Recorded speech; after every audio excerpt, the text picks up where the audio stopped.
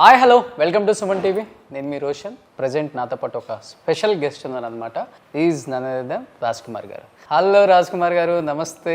నమస్తే నమస్తే.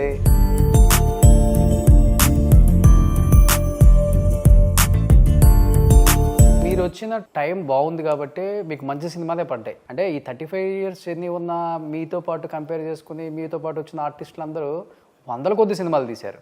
అంత బిజీగా ఉండాలి మీరు యాక్చువల్గా చెప్పాలంటే, కానీ అంత బిజీగా ఉండలేకపోవడానికి గల కారణం అంటే ఏమైనా గట్టిగా ఉందా? మీరు అన్న దాంట్లో ఒక పాయింట్ భలే పాయింట్ అండి. కాకపోతే ఏంటంటే హీరోస్కి ఎప్పుడు stardom very important.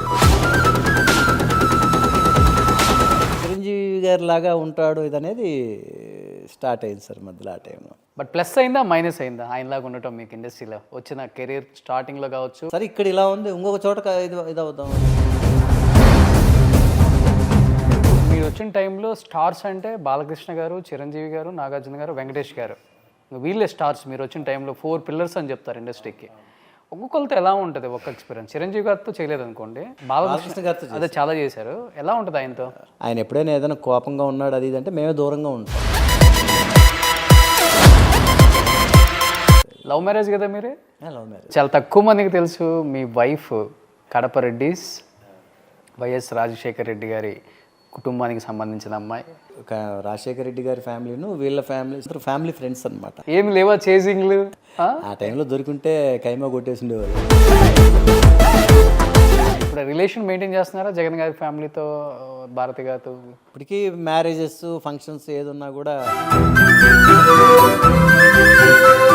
Pawan Kalyan గారి గురించి మీ ఒపీనియన్ ఏంటి? ఇప్పుడు ఈరోజు డిప్యూటీ సీఎం ఆంధ్రప్రదేశ్కి. పవన్ కళ్యాణ్ గారు, నేను ఆయన దగ్గరికి మ్యాథమెటిక్స్ ట్యూషన్కి వెళ్ళేవాళ్ళం అనమాట. ఓకే. నేను అక్కడికి వెళ్ళాం, ట్యూషన్ మేట్స్ అనమాట మేము. ధైర్యంగా ముందుకెళ్ళారు. ఆ స్వరాజ్య లక్ష్మిని సాధించుకున్నాడు ఆయన. ఒకటే మాట చెప్పాలి అంతే. అంటే కొంతమంది ఆర్టిస్టులు ఉంటారు, ఒకనొక టైం వచ్చేసరికి ఎన్నాళ్ళు ఉంటామో తెలియదు, డబ్బే మెయిన్ అనుకొని ఏదంటే అది ఒప్పుకొని సినిమాలు చేసేవాళ్ళు, సీరియల్ అంటే వాట్ ఎవర్ ఇట్ మేబీ చేసిన వాళ్ళు ఉంటారు. అంటే మీరు ఎలాంటి మైండ్ సెట్? డబ్బే ఇంపార్టెంట్ అంటే నేను ఇది చేయాల్సిన అవసరం లేదు సార్, వేరే చేస్తాను. మైనింగ్ కన్నానా ఇంకోటి చెప్పండి మీరు. 2013 ఒక సినిమా తీసి దాదాపు 3-4 కోట్లు లాస్ అయ్యారు. యాక్చువల్గా నా వైఫ్ వద్దని చెప్పినా కూడా చేసిన పని అది. శోభన్ బాబు గారు one of the richest actor in south India అని చెప్తూ ఉంటారు కదా. సో మీరుంటుంది కూడా ఆయన ఇంటి పక్కనే, ఎప్పుడు సలహా ఇవ్వలేదా? హైటెక్ సిటీ గ్లోబ్ లాగా కట్టారు కదా. అవును, అదొక్కటే ఉన్నిందనమాట. 1 kilometer కానీ మెయిన్ రోడ్డుకే 1 acre సార్, 3 లక్షలు. చూడండి సార్, చాలా బాగుంటుంది. ఈరోజు 1 acre స్థలం నాది ఉండుంటే ఆ 3 లక్షలు కూడా ఎలా అడిగాడు తెలుసా అండి అతను? అర్జెంటుగా 50,000 అవసరం ఉంది సార్, ఆ 50,000 ఇప్పుడు ఇచ్చేసేయండి, మిగతాది అంచెలంచెలుగా ఇచ్చుకుని రిజిస్ట్రేషన్ టైంకి మీరు ఇచ్చేసేయండి మిగతాది అన్నాడు. ఎంతమంది మీరు అసలు? నేను పెద్దవాడిని, తర్వాత చెల్లి, తర్వాత తమ్ముడు. బట్ చెల్లి తమ్ముడు ఇద్దరు చనిపోయారు. ఇద్దరు చనిపోయారు? ఎలా సార్? చెల్లి క్యాన్సర్, తమ్ముడు వచ్చేసి స్నేక్ బైట్. వాడి చావు కోసం ఆ ఇంటికి వచ్చి వాడు చనిపోయిన తర్వాత మళ్ళీ గాలి చేసి వెళ్ళిపోయినట్టుగా అయిపోయింది. థ్యాంక్ యూ సో మచ్ అండి. మీ Raj Kumar. Hi hello welcome to Suman TV. నేను మీ రోషన్. ప్రజెంట్ నాతో పాటు ఒక స్పెషల్ గెస్ట్ ఉన్నారనమాట. 1980s 90s అమ్మాయిల కళల రాకుమారుడు is none other than Raj Kumar garu. Hello Raj Kumar గారు, నమస్తే. నమస్తే నమస్తే. సో ఎలా ఉన్నారు అని అడగక్కర్లేదు, అలానే ఉన్నారు. కాకపోతే కొంచెం సుండుండలు, లడ్డులు ఇవన్నీ బాగా పెడతారేమో. మా అక్క కొంచెం బొద్దుగా అయ్యారు అంతే. సో అమ్మ రాజీనామా ఐ థింక్ 1989 నేను ఇండస్ట్రీకి వచ్చాను. ఇక్కడికి 90లో స్టార్ట్ అయింది నా ఫస్ట్ ఫిలిం అమ్మ రాజీనామా. అసలు వెనక్కి తిరిగి చూసుకుందే లేదు. బై గాడ్స్ గ్రేస్ ఇంకా అలాగా స్టార్ట్ అయింది. అంటే స్టార్ట్ చేసిన వేళ విశేషం అంటారు కదా. మా గురువుగారు దాసరి నారాయణరావు గారు. ఓకే. ఆయన ఫస్ట్ పిక్చర్. ఇంకా అప్పటి నుంచి దాసరి గారి స్కూల్లో పడిపోతే ఇంకంతే, ఇంక అందరు స్కూల్లో పడ్డట్టే. ఎందుకంటే ఆయనకు నచ్చటమే పెద్ద విషయం. అండ్ ఆయన డైరెక్షన్ చేసిన ప్రతి సినిమాలో ఆర్టిస్టులని పర్టికులర్గా ఏ సీన్కి అనుకున్నారో అలాంటి ఒక క్యారెక్టర్, అలాంటి ఒక ఆర్టిస్ట్ పడితేనే ఆయన ముందుకు తీసుకెళ్తారు, పట్టాలు ఎక్కిస్తారు మూవీని.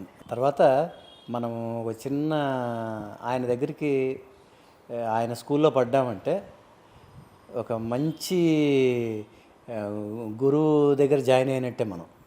ఏ స్కూల్ అక్కర్లేదు. ఇంక ఏ స్కూల్ అవసరం లేదు. ఆయన దగ్గర ఇది ఉన్నామంటే మనకి మంచి లైఫ్ దొరికినట్టే అనమాట. సో అలాగా నాకు దాసనారాయణరావు గారి దగ్గర, ఆయన దగ్గర ఫస్ట్ అవకాశం. ఆయనతో అసలు ఫస్ట్ ఒక ప్రెస్ మీట్లో ఆయన, నేను ఒక హీరోని ఇంట్రడ్యూస్ చేయబోతున్నాను అని చెప్పి ఇది వచ్చింది. అప్పట్లో ఇంత మీడియా ఇవన్నీ ఉండేటివి కాదు కదండి అప్పుడు. ఒక పేపర్లో ఫోటో అనమాట, మా గురువుగారితో నేను ఫోటో, అది ఉండి రావడమే వెంటనే కలకలం స్టార్ట్ అయిపోయింది ఇండస్ట్రీలో. అప్పట్లో ఏంటంటే ఇండస్ట్రీ మొత్తం చెన్నైలోనే ఉండిందనమాట. సో మేము అప్పుడు నా చదువు కంప్లీట్ అయిన తర్వాత నేను చెన్నైకి రావడం జరిగింది. ఓకే. ఆ తర్వాత మళ్ళీ ఇండస్ట్రీ 98లో ఆల్మోస్ట్ ఇక్కడ నుంచి చిరంజీవి గారు కూడా అప్పటికి వెళ్ళిపోయారు, హైదరాబాద్కి వచ్చేసారు. ఓకే. 98, 99 ఆ టైంలో. అప్పటికి కూడా నేను రాలా. అందరూ నన్ను కొంతమంది తిట్టారు, అయినా కూడా నేను రాలా. అంటే మీరు పక్కా తమిళియన్నా చాలా మంది అనుకుంటారు. తెలుగు అండి, తెలుగు. పక్కా రాయలసీమ. రాయలసీమ. మా నేటివ్ ప్లేస్ వచ్చి అనంతపూర్ డిస్ట్రిక్ట్ గుంతకల్ అండి. గుంతకల్. ఓకే. నా వైఫ్ది వచ్చి కడప. మరి మీరు ఎందుకు హైదరాబాద్ షిఫ్ట్ అవ్వండి అంటే ఇష్టం లేదా? అలా అని కాదు, మెడ్రాస్ బాగా అలవాటు పడిపోయాను నేను. సో ఇంకోటి ఏంటంటే నాకు మెడ్రాస్లో ఉంటే మన ఆంధ్రాలో ఉన్నట్టు ఫీలింగ్గా ఉంటుంది. ఓకే. మీరు ఆల్ మిక్స్డ్ ఉంటారు ఇక్కడ. మిక్స్డ్ అని కాదు, మొత్తం మన తెలుగు వాళ్ళే ఉన్నట్టుగా, తెలుగు వాళ్ళ మధ్యలోనే ఉన్నట్టుగా ఉంటుంది అనమాట కల్చర్ ఇదంతా మొత్తం. తర్వాత ముఖ్యంగా టీ నగరు, కోడంబాకం, నుంగంబాకం ఇటు సైడ్ అంతా మన తెలుగు వాళ్ళు ఎక్కువ. ఓకే. అసలు ఎస్పెషలీ చెన్నైలో 60% నాకు తెలిసి తెలుగు వాళ్ళు ఎక్కువ ఉంటారు ఇక్కడ బాగా. బట్ మీరు వచ్చిన 10 yearsలోనే మంచి పీక్ స్టేజ్కి వెళ్ళిపోయారు కదా రాజ్ కుమార్ గారు. బట్ మరి హైదరాబాద్ రాకపోతే మనకు ఆఫర్లు అంతంత మాత్రమే, మనల్ని పెద్దగా పట్టించుకోరు డైరెక్టర్లు, హీరోలు. ఇది కొంచెం ఎక్కువైందిలే, హెడ్ వెయిట్ పెరిగిందిలే, హైదరాబాద్ షిఫ్ట్ అవ్వమంటే షిఫ్ట్ అవ్వలేదు, మనం ఎందుకు పిలవాలి, ఆడి నుంచి ఎవడు ఫ్లైట్లో వేస్తాడు, ఇక్కడ రూమ్లో ఎవడు వేస్తాడు, మనకు లేనిపోయిన తలకాయ నొప్పి, ఖర్చు ఎందుకు అది సైడ్ పెట్టడం జరిగిందా, లేకపోతే మీకు ఇచ్చిన? నేను ఎప్పుడు అలాంటి ఫేస్ చేయలేదు సార్ నేను. ఎందుకంటే నన్ను కావాలనుకున్న వాళ్ళు నన్ను ఖచ్చితంగా తీసుకుంటూ వచ్చారు ఇంతవరకు. అంటే అది నేను గర్వంగా చెప్పట్లేదు, అది హ్యాపీగా ఫీల్ అవుతున్నాను. మొదట్లో మమ్మల్ని ఇక్కడి నుంచి తీసుకెళ్ళి ఎలాగో అక్కడ షూటింగులు చేసేవాళ్ళు, ఆ తర్వాత కూడా అలాగే తీసుకెళ్ళి చేశారు నన్ను. ఎక్కడ కూడా నేను అలాంటి ప్రాబ్లం ఫేస్ చేయలేదు. కాకపోతే ఏంటంటే ఇప్పుడు ఫర్ ఎగ్జాంపుల్ రామానాయుడు గారు, తమ్మారెడ్డి భరద్వాజ్ గారు, పెద్దలు కొంతమంది ఉన్నారు కదా సార్, వాళ్ళు ఏంటయ్యా ఇండస్ట్రీ అంతా ఇక్కడ ఉంటే నువ్వు చెన్నైలోనే ఉన్నావేంటి అనేది చిన్నగా నన్ను మందలిచ్చేవాళ్ళు నన్ను. సార్ నేను ఇంకా పిల్లల చదువులు ఇవన్నీ, తర్వాత మా మామయ్య గారు వాళ్ళ బిజినెస్లు కూడా ఇక్కడే ఉండేవి సార్. ఓకే. అవన్నీ మీరే చూసుకునేవాళ్ళు? నేను చూసుకోవడం అంటే ఇప్పుడు మా బావమరిది తర్వాత నా వైఫ్ వాళ్ళిద్దరూ ఇదనమాట. సో నా వైఫ్ కూడా one of the share holder ఆ బిజినెస్లో అనమాట. వాళ్ళు లేడీస్ బయట రారు కాబట్టి ఆవిడ తరఫున నేను ఈ అడ్మిన్ పనులని నేను చూసుకునేవాడిని అనమాట. Okay. Okay. So field work అంతా మా బ్రదర్ ఇన్లా చూసుకునేవాడు. అడ్మిన్ ఇదంతా ఆఫీసర్స్ని కలవడము, మినిస్టర్స్ని కలవడము, అలాంటిది ఏదైనా ఇది ఉన్నా కూడా అలాంటివన్నీ నేను చూసుకుంటుంటాను నేను. ఓకే. ఓకే. అంటే మీరు వచ్చిన టైం బాగుంది కాబట్టి మీకు మంచి సినిమాలే పడ్డాయి. కానీ ఈ 35 years ఈ కెరీర్లో చాలా తక్కువ సినిమాలు చేశాడనే చెప్పుకోవచ్చు. అంటే ఈ 35 years జర్నీ ఉన్న మీతో పాటు కంపేర్ చేసుకుని మీతో పాటు వచ్చిన ఆర్టిస్టులు అందరూ 100 కొద్ది సినిమాలు తీశారు. 200, 300, 500 కూడా టచ్ అయిన వాళ్ళు ఉన్నారు ఆర్టిస్టులు. అంటే ఒక్కొక్క రోజు 2 షిఫ్ట్లు, 3 షిఫ్ట్లు, 5 షిఫ్ట్లు కూడా చేశారు కొంతమంది. అంత బిజీగా ఉండాలి మీరు యాక్చువల్గా చెప్పాలంటే. కానీ అంత బిజీగా ఉండలేకపోవడానికి గల కారణం అంటే ఏమైనా గట్టిగా ఉందా సార్? కారణం అంటే ఏంటంటే ఇప్పుడు మీరు అన్న దాంట్లో ఒక పాయింట్ భలే పాయింట్ అండి. ఇప్పుడు మేము వచ్చినప్పుడు ఇండస్ట్రీ, నేను వచ్చిన టైంలో మేమందరం ఒక బ్యాచ్ ఉన్నాం ఆ టైంలో.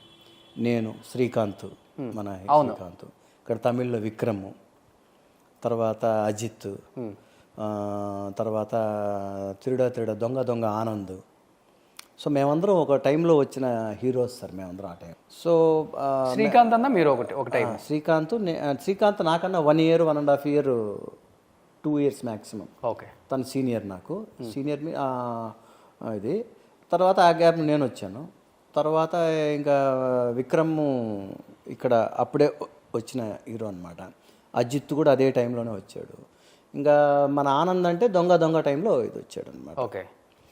సో మేమందరం ఇప్పుడు నేను విక్రము మేమందరం ఏంటంటే మన నడిగర్ సంఘం కళా మాస్టర్ కోరియోగ్రాఫర్ దగ్గర మేము డ్యాన్స్ క్లాస్లో మేమందరం కొలీగ్స్ అనమాట. మేము కలిసి ఇది చేస్తునేవాళ్ళం అనమాట. నా ఫస్ట్ తమిళ్ పిక్చరు నేను అజిత్ కలిసి యాక్ట్ చేసాం. తెలుగులో పరువు ప్రతిష్ఠ సినిమా ఉంది కదండి. అవునవును. పరువు ప్రతిష్టలో సుమన్ గారు నేను హీరోలు అనమాట. సురేష్ కూడా ఉండేవాడు అందులో. సో తమిళ్లో సుమన్ గారి వేషం నేను చేశాను, నేను చేసిన వేషం అజిత్ చేశాడు అనమాట ఇక్కడ. Okay. Same director VC Guhanathan గారు. దానికి ప్రొడ్యూసర్ వచ్చేసి మన ప్రతాప్ ఆర్ట్స్ రాఘవ గారు ఇక్కడ. ఓకే. సో నా ఫస్ట్ తమిళ్ ఫిలిమే మంచి సిల్వర్ జూబ్లీ ఫిలిం అది. నేను అజిత్ చేసాం అనమాట.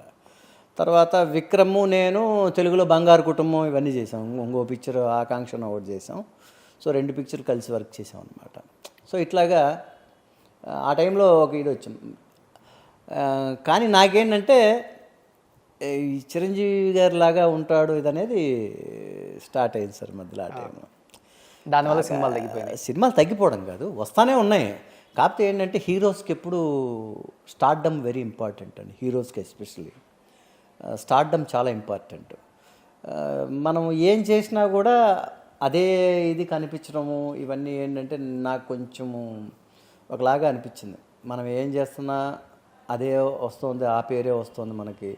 లేదు ఇదే కష్టం మనం వేరే స్టేట్లో పడదాం అనేసి నేను కర్ణాటకకి వెళ్ళడం జరిగిందనమాట. దేవుడి దయ వల్ల కర్ణాటకలో కూడా అక్కడ ప్రేక్షకులందరూ నన్ను చాలా బాగా ఆదరించారు. వరుసగా 6 ఫిలిమ్స్ నేను చేశాను అక్కడ, 6 సినిమాలు. కాకపోతే ఏంటంటే నేను చేసిన 6 సినిమాలు కూడా మన family type of subjects sir. అప్పుడే హీరోకి ఏంటంటే యాక్షన్ ఫిలిమ్స్ మాస్ ఇమేజ్ అనేది వెరీ ఇంపార్టెంట్ సార్. ఒక స్టార్డమ్ రావాలి హీరో కంటే మాస్ ఇమేజ్ చాలా ఇంపార్టెంట్. ఇప్పుడు నాకన్నా 1 ఇయర్ 1.5 ఇయర్ ముందు సాయి కుమార్ గారిది అప్పుడు ఆ టైంలో police story it's a very big hit. So ఒక మాస్ హీరో ఇమేజ్ వచ్చింది ఆయనకి ఆ టైంలో. సో మనకు అలాంటిది వచ్చినప్పుడే మనం నిలబడగలుగుతాం సార్. లేదంటే ఏమవుతుందంటే జస్ట్ అప్పట్లో ఒకప్పుడు మనకు శోభన్ బాబు గారు, జగపతి బాబు గారు లాంటి సినిమాలు ఉంటాయి చూడండి, ఫ్యామిలీ ఓరియంటెడ్, లేదా హీరో 2 హీరోయిన్లు, ఇలాగా అలాంటి టైప్ ఆఫ్ సబ్జెక్ట్సే టైం అంతా అయ్యే ఉన్నాయి. అలా చేసుకుంటూ వస్తున్నా. అంటే ఒక మాస్ ఇమేజ్ అనేది రాలా నాకు. అంటే మీకు ఇష్టం ఆ మాస్ ఇమేజ్? ఆ మాస్ ఇమేజ్ వస్తేనే ఎప్పుడు కూడా ఒక మనం స్టార్డమ్ని క్రాస్ అవుతాం సార్ మనం. అవును అవును అవును. అది అక్కడ కూడా నాకు వరుస పెట్టి ఇలాంటి సినిమాలే వస్తున్నాయి. పేరా బాగా వస్తుంది, పేరు కూడా బాగా వస్తుంది, అది ఓకే. బట్ నేను ఎందుకు ఇంకా మనం ఇలాగే చేస్తున్నాం కానీ మాస్ పిక్చర్స్ తగలడం లేదే అని చెప్పేసి ఇది వచ్చిందన్నమాట. అంటే ఈ టెక్నీషియన్స్ కానీ డైరెక్టర్స్, ప్రొడ్యూసర్స్, కో యాక్టర్స్ కూడా మిమ్మల్ని చూస్తుంటే చిరంజీవి గారి లాగే ఉందయ్యా, ఆయన చూస్తున్నట్టు ఆయనతో వర్క్ చేస్తున్నట్టు ఫీలింగ్ కలుగుతుందన్న ఇదికి వెళ్ళిపోయిందా ఒకనొక స్టేజ్లో? నిజం చెప్పండి. అవును సార్, అదే ఉంటుంది. ఇప్పుడు సాంగ్ చేస్తున్నాము, సాంగ్ చేస్తుంటే మధ్యలో మన టెక్నీషియన్సే అప్పుడప్పుడు క్లాప్స్ కొట్టేస్తుంటారు అనమాట. ఎందుకంటే వాళ్ళకి టక్కని చిరంజీవి గారికి గుర్తు రావడము, ఆ మూమెంట్స్. ఇంకోటి ఏంటంటే మామూలుగా సార్ని ఇమిటేట్ చేయడం, చిరంజీవి గారిని ఇమిటేట్ చేయడం అనేది తెలిసిపోతుంటుంది సార్. నేను ఇమిటేట్ చేయాల్సిన అవసరమే లేదు, అసలు ఏం చేసినా అలాగే కనపడుతుంటుంది అనమాట. స్టైల్ కూడా మేబీ ఆయనకి చేసిన కోరియోగ్రాఫర్సే నాకు చేస్తుండేవాళ్ళు అప్పట్లో. ఓకే. వాళ్ళ మూమెంట్స్ కొన్ని చోట్ల అవి సింక్ అయిపోతూ ఉంటాయి అన్నమాట. సో అట్లాంటి టైంలో నేను చెప్తున్నాను కదా రోషన్ గారు, నేను ఎప్పుడు ఆయనలాగా చేయాలని అవసరమే లేదు, అసలు వచ్చేస్తుంటుంది అనమాట, తెలిసిపోతూ అలాగా ఇదైపోతూ ఉంటుంది, న్యాచురల్గా వచ్చేస్తూ ఉంటుంది అది. ఓకే. సో ఇది దానికోసమని మధ్యలో నేను అప్పుడప్పుడు మీసం తీసేసి ఒకసారి హెయిర్ స్టైల్స్ మార్చి రకరకాలుగా ఏదో ట్రై చేశాను కానీ కుదరలా. వద్దు, మళ్ళీ నార్మల్గా నాలాగా నేను ఉన్నాను, ఇప్పుడు నేనున్నాను వితౌట్ మేకప్లో ఉన్నాను, అలాగ ఉన్నాను అనమాట. జస్ట్ ఇప్పుడు చూసినా కూడా అలాగే అంటారు, చిన్న పిల్లల దగ్గర నుంచి పెద్దవాళ్ళ వరకు అందరూ అలాగే. బయటికి వెళ్ళినా కానీ ఎక్కువ బయటికి వెళ్తే ఫేస్ చేసేది చాలా ఉంటుంది కదా. అంటే మన తెలుగు స్టేట్స్ కదా నేను చెప్పేది, కేరళ కానీ కర్ణాటక కానీ ఎక్కడికి వెళ్ళినా సరే సార్, టక్కని ఫస్ట్ చూడగానే చిరంజీవి గారా అన్నట్టుగా చూస్తారు నన్ను. ఓకే. తర్వాత మెల్లగా ఆలోచించుకుంటారు, ఆయన కాదు ఈయన వేరే అలాగే ఉన్నాడు అన్నట్టుగా అప్పుడు వచ్చి నవ్వు మొహంతో వచ్చి పలకరించడం ఇలాంటివి జరుగుతుంటాయి. ఇంకా కడపకి ఎప్పుడైనా నేను వెళ్ళినప్పుడు లేదా మా గుంటకల్కి వెళ్ళినప్పుడు అయితే ఇంక అసలు జనాలు ఓన్ వచ్చేస్తారు అసలు. ఎందుకంటే ఆ ఇమేజ్ అనేది అంత ఆయనకు అలా ఉండేది అప్పుడు. అంత పవర్ఫుల్ ఇమేజ్ సార్ అది. ఆయనకున్న స్టార్ ఇమేజ్ ఎవరికి ఉంది సార్? ఏ సార్ హీరోకి అసలు లేదు అప్పుడు. మీరు నమ్మరు, స్టార్టింగ్లో నేను మెడ్రాస్ వచ్చిన కొత్తలో అసలు బయట నా 2-3 సినిమాలు అయిపోయిన తర్వాత మన దీంట్లోకి అడుగు పెట్టగానే అసలు అంత క్రేజీగా వచ్చి పలకరించేవాళ్ళు అనమాట వచ్చేసి. ఎందుకంటే ఆయన అంత స్ట్రాంగ్ ఇమేజ్ ఆయన చిరంజీవి గారిది. సో అట్లా ఉండేది. అది మనం అలా కోరుకుంటే వచ్చేది కాదు, లేదంటే మనం ట్రై చేస్తే వచ్చేది కాదు, లేదంటే ఇంకోటి కాదు. ఇదంతా ఆయన దీంతో అలాగ వచ్చింది. ఇప్పుడు ఆయన ఇన్స్పిరేషన్తో ఇండస్ట్రీకి వచ్చారా మీరు కూడా? ఇన్స్పిరేషన్ ఇదంటే ఒక రకంగా ఏమంటే అదే కారణం అయి ఉండొచ్చు. ఎందుకంటే తిరుపతిలో నాన్నగారు జాబ్ చేస్తుండేవారు అప్పుడు. ఆలయ శిఖరం అని సినిమా జరిగింది. మా ఫాదర్ ఏంటంటే ఆయన పాపం యాక్టర్ అవుదామని చాలా ట్రైల్ చేసి ఆయనకు ఉద్యోగరీత్యా కుదరక ఆయన కుదరలా. బట్ ఆయన అవ్వలేదు, కానీ నేను అయిపోయా ఆర్టిస్ట్ని. ఆయన చాలా సినిమాలు చేశాడు. చిరంజీవి గారు హీరోగా ఉన్న సినిమాల్లో ఆయన విలన్గా ఇవన్నీ చేశారు. నాన్నగారు ఏం పేరు? శంకర్ నారాయణ. ఓకే, చేశారు, కానీ ఆయనకి ఉద్యోగరీత్యా ఆయనకి కుదరలా. అంటే చాలా కీ పోస్ట్లు ఆయన, టౌన్ ప్లానింగ్ డిపార్ట్మెంట్ ఆయన.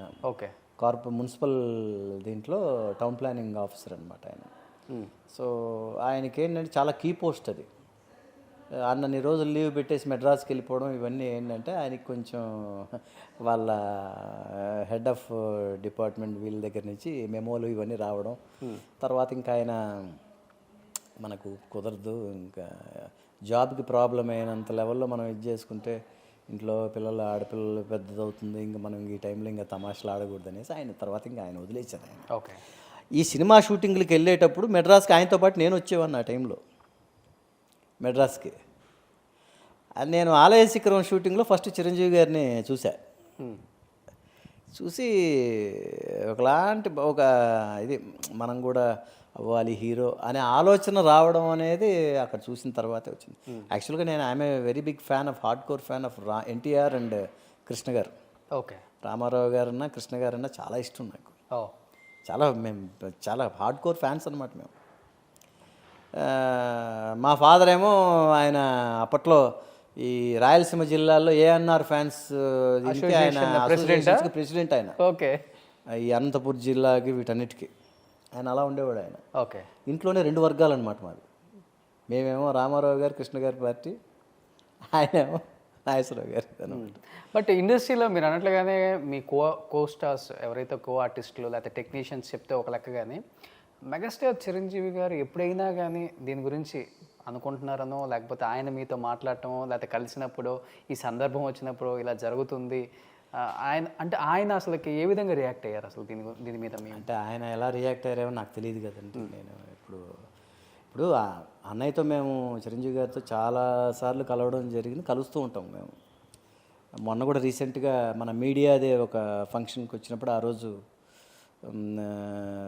విజయ్ దేవరకొండ గారు చిరంజీవి గారు వచ్చారు చీఫ్ గెస్ట్లుగా. ఆ రోజు ఆ ఫంక్షన్కి నేను అటెండ్ అయ్యా.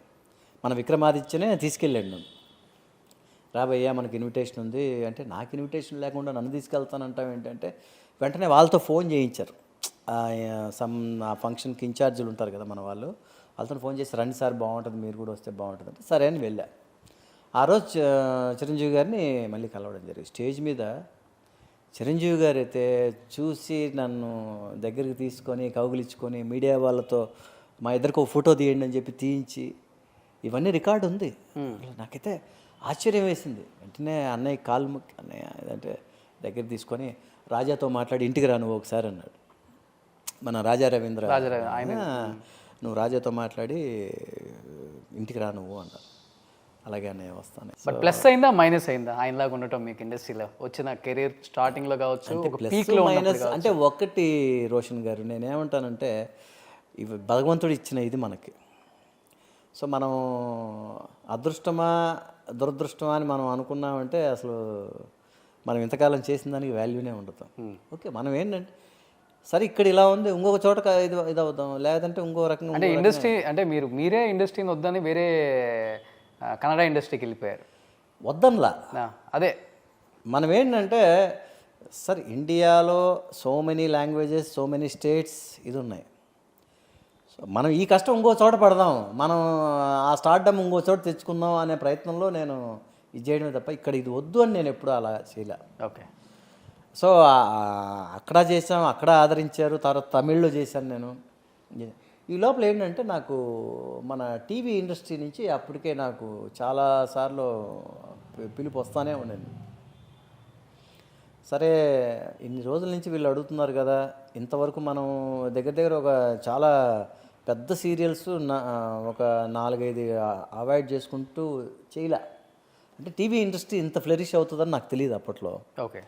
సో బట్ తర్వాత నా మిస్సెస్ ఇన్నిసార్లు అడుగుతున్నారు కదా వాళ్ళు, తర్వాత ఈ మధ్యన సీరియల్స్ అన్నీ చాలా బాగున్నాయి. అప్పుడు ఒక 3-4 సీరియల్స్ వీళ్ళు రెగ్యులర్గా ఇంట్లో చూస్తూ ఉండేవాళ్ళు లేడీస్.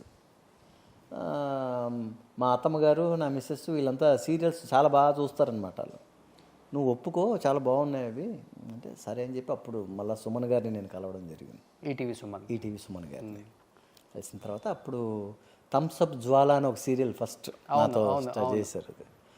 చేసి వీక్లీ సీరియల్ అది. ఇంకా ఆ తర్వాత అది జరుగుతుండగానే ఇమ్మీడియట్గా విధి, తర్వాత ఇంకా సుఖదుఖాలు, ఇంకా వరుసగా ఈటీవీలో మనోయజ్ఞం మన రాఘవేంద్రరావు గారు, తర్వాత పవిత్ర బంధం, జెమిని, ఈ 2 ఛానల్సే ఉండేటివి అప్పట్లో, జెమిని అండ్ ఈటీవీ. సో ఇంకా వెనక్కి తిరిగి చూడలే ఇంకా అసలు. బుల్లితెర మెగాస్టార్ అయిపోయారు. అది వీళ్ళు మన డెక్కన్ క్రానికల్ వాళ్ళు పెద్ద ఆర్టికల్ వేసేసి నాకు కవర్ పేజ్ చేసి ఇది చేశారనమాట. ఓకే. బట్ నేనైతే ఎప్పుడు చెప్పుకోనండి మెగాస్టార్ ఇవన్నీ. నాకు అలాంటివన్నీ మనం అనుకోకూడదు, మనకొద్దు అలాంటివి. ఓకే. వాళ్ళు ఇచ్చారు. సో ఈ సందర్భంగా నేను మన సుమన్ టీవీ ద్వారా డెక్కన్ క్రానికల్ యాజమాన్యానికి నేను కృతజ్ఞతలు తెలియజేసుకుంటున్నాను. ఆ రోజు అంతా అదొక హానర్, అది ఒక గౌరవం ఇచ్చారు నాకు ఆ రోజు. కవర్ పేజ్ మీద ఇచ్చేసి అది ఇచ్చారనమాట. అలాగే. బట్ కష్టపడే ఇండస్ట్రీకి వచ్చారు, చాలా చాలా చాలా చాలా ఫ్యాషన్తో ఇండస్ట్రీకి వచ్చారు. ఏదో కుమ్మేద్దాం అన్న అది ఉంటుంది, అది ఎవరికైనా ఉంటుంది అనుకుంటా. ఆ జిల్లు లేకపోతే కాదు, అదే లేకపోతే చాలా కష్టం ఒక మనిషికి ఆ అంబిషన్ అనేది. బట్ అనుకున్నది రీచ్ అయ్యాను, okay, I'm very happy. Satisfy అయ్యారా? లేకపోతే అనేది ప్రతి ఇంటికి ప్రతిరోజు సాయంకాలం 6 తర్వాత నేను ప్రతి ఇంట్లోకి వెళ్ళిపోతాను, లేకపోతే మధ్యాహ్నం భోజనం టైంలోనో ఏదో టైంలో ప్రతి ఇంట్లోకి వెళ్ళిపోతాను. నేను వెళ్ళిపోయి అందరినీ పలకరించినట్టుగా అందరికీ కనపడుతూ ఉంటాం. బయటకు వెళ్ళినప్పుడు మన తెలుగు రాష్ట్రాల్లోకి వెళ్ళినప్పుడు ఎంత ఆప్యాయంగా మాట్లాడతారంటే, మొన్న తిరుపతి కొండకి వెళ్ళాను, దర్శనానికి వెళ్ళాను. అక్కడ భక్తులు ఫ్యామిలీస్ అందరూ ఎంత పలకరించి, ఆప్యాయంగా పలకరించి, నేను చేస్తున్న సీరియల్స్ నా క్యారెక్టర్ గురించి వాళ్ళే చెప్తూ, ఇంకా నెక్స్ట్ ఏమవుతుందని వాళ్ళు అడుగుతూ, అంటే ఎంత ఇన్వాల్వ్ అయిపోయి ఉన్నారు, ఎంత ఫాలో అవుతున్నారు అనేది మనకు అర్థమవుతుంది. అవును, ఇవాళ అసలు సీరియల్స్ కొన్న ఫాలోయింగ్ అంతా ఇంత కాదు. తృప్తి అనేది ఉండాలి మనిషికి అనే దీంట్లో వెళ్తూ ఉంటాం. కానీ ఎప్పుడు కూడా మనము తగ్గకూడదు, ఆ హీరోయిజం అనేది పోకూడదు. సీరియల్స్లో మనం ఒకవేళ తండ్రి పాత్రలు, మామయ్య పాత్రలు ఇలాంటివి చేస్తున్నా కూడా ఆ హీరోయిజం అనేది ఎక్కడ తగ్గకుండా మెయింటైన్ చేయడం అనేది నా ఎయిమ్ సార్. ఓకే. సో దాన్ని అలా ఫాలో చేస్తూ వెళ్ళాలి మనం. ఓకే. సో ఆ హీరోయిజం పోకూడదు అనేది నా ఇదనమాట. అంటే అందం ఉండి, మంచి ఫిజిక్ ఉండి, ఎత్తు తక్కువ అయిపోయి చంద్రమోహన్ గారు ఏలేశారు. ఆయన తర్వాత అది మీకే సార్. ఇంకొంచెం ఒక్క అంగళం ఉంటే. నేను మా గురుగారు ఎప్పుడు అంటుంటాడు నన్ను, దాసనారాయణరావు గారు, ఒరే నువ్వు ఇంకొక 3 ఇంచులు ఉండుంటే అంటే ఏం చేసేవాళ్ళు గురువుగారు అని అడిగేవాడు నేను. ఆ కథ వేరుగా ఉండేదిరా అంటాడు ఆయన. ఏం చేస్తాం ఇంకా ఆ విషయాన్ని నేను మా అమ్మను వచ్చి తిట్టుకుంటుంటాను. మా ఫాదర్ మంచి హైట్. ఓకే. ఆయన చాలా మంచి పర్సనాలిటీ. ఆయన ఏంటంటే military, police department, direct SI post అండి ఆయనకి అప్పట్లో. ఆయన వెరీ బిగ్ స్పోర్ట్స్ మెన్ ఆయన పోలీస్ డిపార్ట్మెంట్ అంటే పోలీస్ డిపార్ట్మెంటు, తర్వాత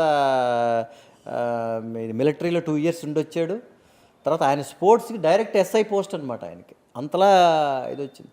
తర్వాత మళ్ళా మా తాతయ్య దెబ్బకి ఆ పోస్ట్ తీసుకోకుండా తర్వాత ఆయన చదువుకున్నది ఈ సివిల్ ఇంజనీరింగ్ ఇది కాబట్టి ఈ టౌన్ ప్లానింగ్లోకి ఓకే వచ్చాడు తర్వాత మళ్ళీ. సో ఆయన పర్సనాలిటీ చాలా మంచి పర్సనాలిటీ ఆయన. మా అమ్మ కొంచెం షార్ట్గా ఉండేదన్నమాట మా అమ్మ. ఓకే అమ్మ పోలికి వచ్చింది. నేను అంటే ఇద్దరు మిక్సింగ్, నేను అదేదో ఇది చెప్తారు కదా ఇద్దరు మా అమ్మ నాన్న ఇద్దరు మిక్స్ అయి ఉంటాను నేను. బట్ ఎక్కువ ఏ హీరోయిన్ కాంబినేషన్ అప్పుడు చాలా ఇబ్బందిగా ఉంటుంది హైట్ అంటే? ఇప్పుడు సరదాగా మాట్లాడుకుంటే చాలా బాగుంటుంది. నేను ఓపెన్గా చెప్తున్నాను. ఇప్పుడు శోభన గారితో వరుసగా 3 సినిమాలు చేశాను నేను. ఆవిడ కొంచెం హైట్ మనిషి. సాంగ్స్ అప్పుడు ఇంకా నేనైతే ఈ 3 inches షూ వేసుకొని, పాపం ఆవిడ నా కోసం అని ఫ్లాట్ చెప్పులు వేసుకునేది. ఓకే వేసుకొని మేనేజ్ చేసేది ఆవిడ. ఎక్కడ ఇది లేకోకుండా చేసాం. అదేవిధంగా కర్ణాటకలో ప్రేమ, ఆమె చాలా హైట్, ఇంకా హైట్ ఆవిడ. అయ్యి బాబోయ్, నాకైతే అసలు మీరు ఒక ఈ ఒక సీన్ చెప్పాలి. కిచెన్లో వైఫ్ అంటే తను నా హీరోయిన్ వంట చేస్తూ ఉంటుంది అనమాట. పొద్దున్నే వీడు ఆ లుంగి పైన జుబ్బా అది వచ్చి వెనకాల నుంచి వాటేసుకొని, అది ఒక చిన్న రొమాంటిక్ సీను. అబ్బా మీరు వెళ్ళండి, ఎవరైనా చూస్తే అత్తయ్య మామయ్య ఉన్నారు, ఎవరైనా చూస్తే బాగోదు, మీరు వెళ్ళండి నేను కాఫీ తీసుకొని వస్తాను అని ఏదో చెప్పి సీన్ అనమాట. ఏమండి మామూలుగా ఈ చెప్పులు వేసుకొని ఉంటేనేమో ఆవిడకి చెవుల దగ్గరకున్నా, అలా అని చెప్పి లుంగీలో షూ వేస్తే అసహ్యంగా ఉంటుంది. ఇంక మొత్తం ప్రపంచం మొత్తం ఒక్కసారి ఇంకేం లేదు ఆ రోజు. ఏం చేయాలో తెలియక లాస్ట్కి మా డైరెక్టర్ గారు, ఆయన పెద్ద ఆయన, కవిరత్న కాళిదాసు డైరెక్షన్ చేసిన డైరెక్టర్ ఆయన ರಾಜ್ ಕುಮಾರ್, ಅದೇ ಅక్కడ ರಾಜ್ ಕಮಲ್ ಏನು ಪರವಾಗಿಲ್ಲ, ಲುಂಗಿ ಮೇಲೆ ಹಾಕ್ಕೊಳ್ಳಿ, ಒಳಗಡೆ ಶೂ ಇರೋದು ಯಾರಿಗೂ ಗೊತ್ತಾಗಲ್ಲ, ನೀವು ಶೂ ಹಾಕ್ಕೊಳ್ಳಿ ನೀವು ಅಂದರು.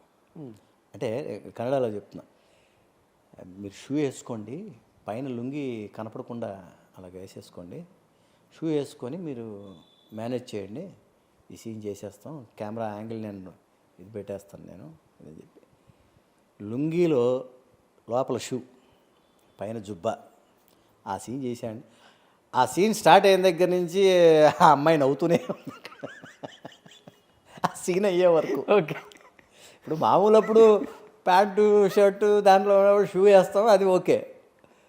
లుంగి కట్టుకుని లోపల షూ వేసి ఆ సీన్ మేనేజ్ చేయడం కోసం అనేసి ఆ సీన్ చేసి, ఆ అమ్మాయి అయితే ప్రేమ గారు అవుతే ఆ అమ్మాయి నవ్వుతూనే ఉన్నింది ఆ సీన్ అయ్యే వరకు. అలాగే చేసాం. ఇలాంటి ఇన్సిడెంట్స్ ఇంకా సిమ్రాన్ గారిని పెడితే సిమ్రాన్ గారు నార్మల్ హైట్, వాళ్ళందరికీ ప్రాబ్లమే లేదు మరి. సిమ్రన్ కానీ రంభ గారు కానివ్వండి, హీరోయిన్స్ అందరూ ఎవరు ప్రాబ్లం లేదండి. హైట్ అంటే అప్పట్లో వీళ్ళే, ప్రేమ గారు, శోభన గారు, తర్వాత లక్ష్మి గారి ఐశ్వర్య గారు, వీళ్ళు చాలా హైట్ అనమాట అప్పట్లో.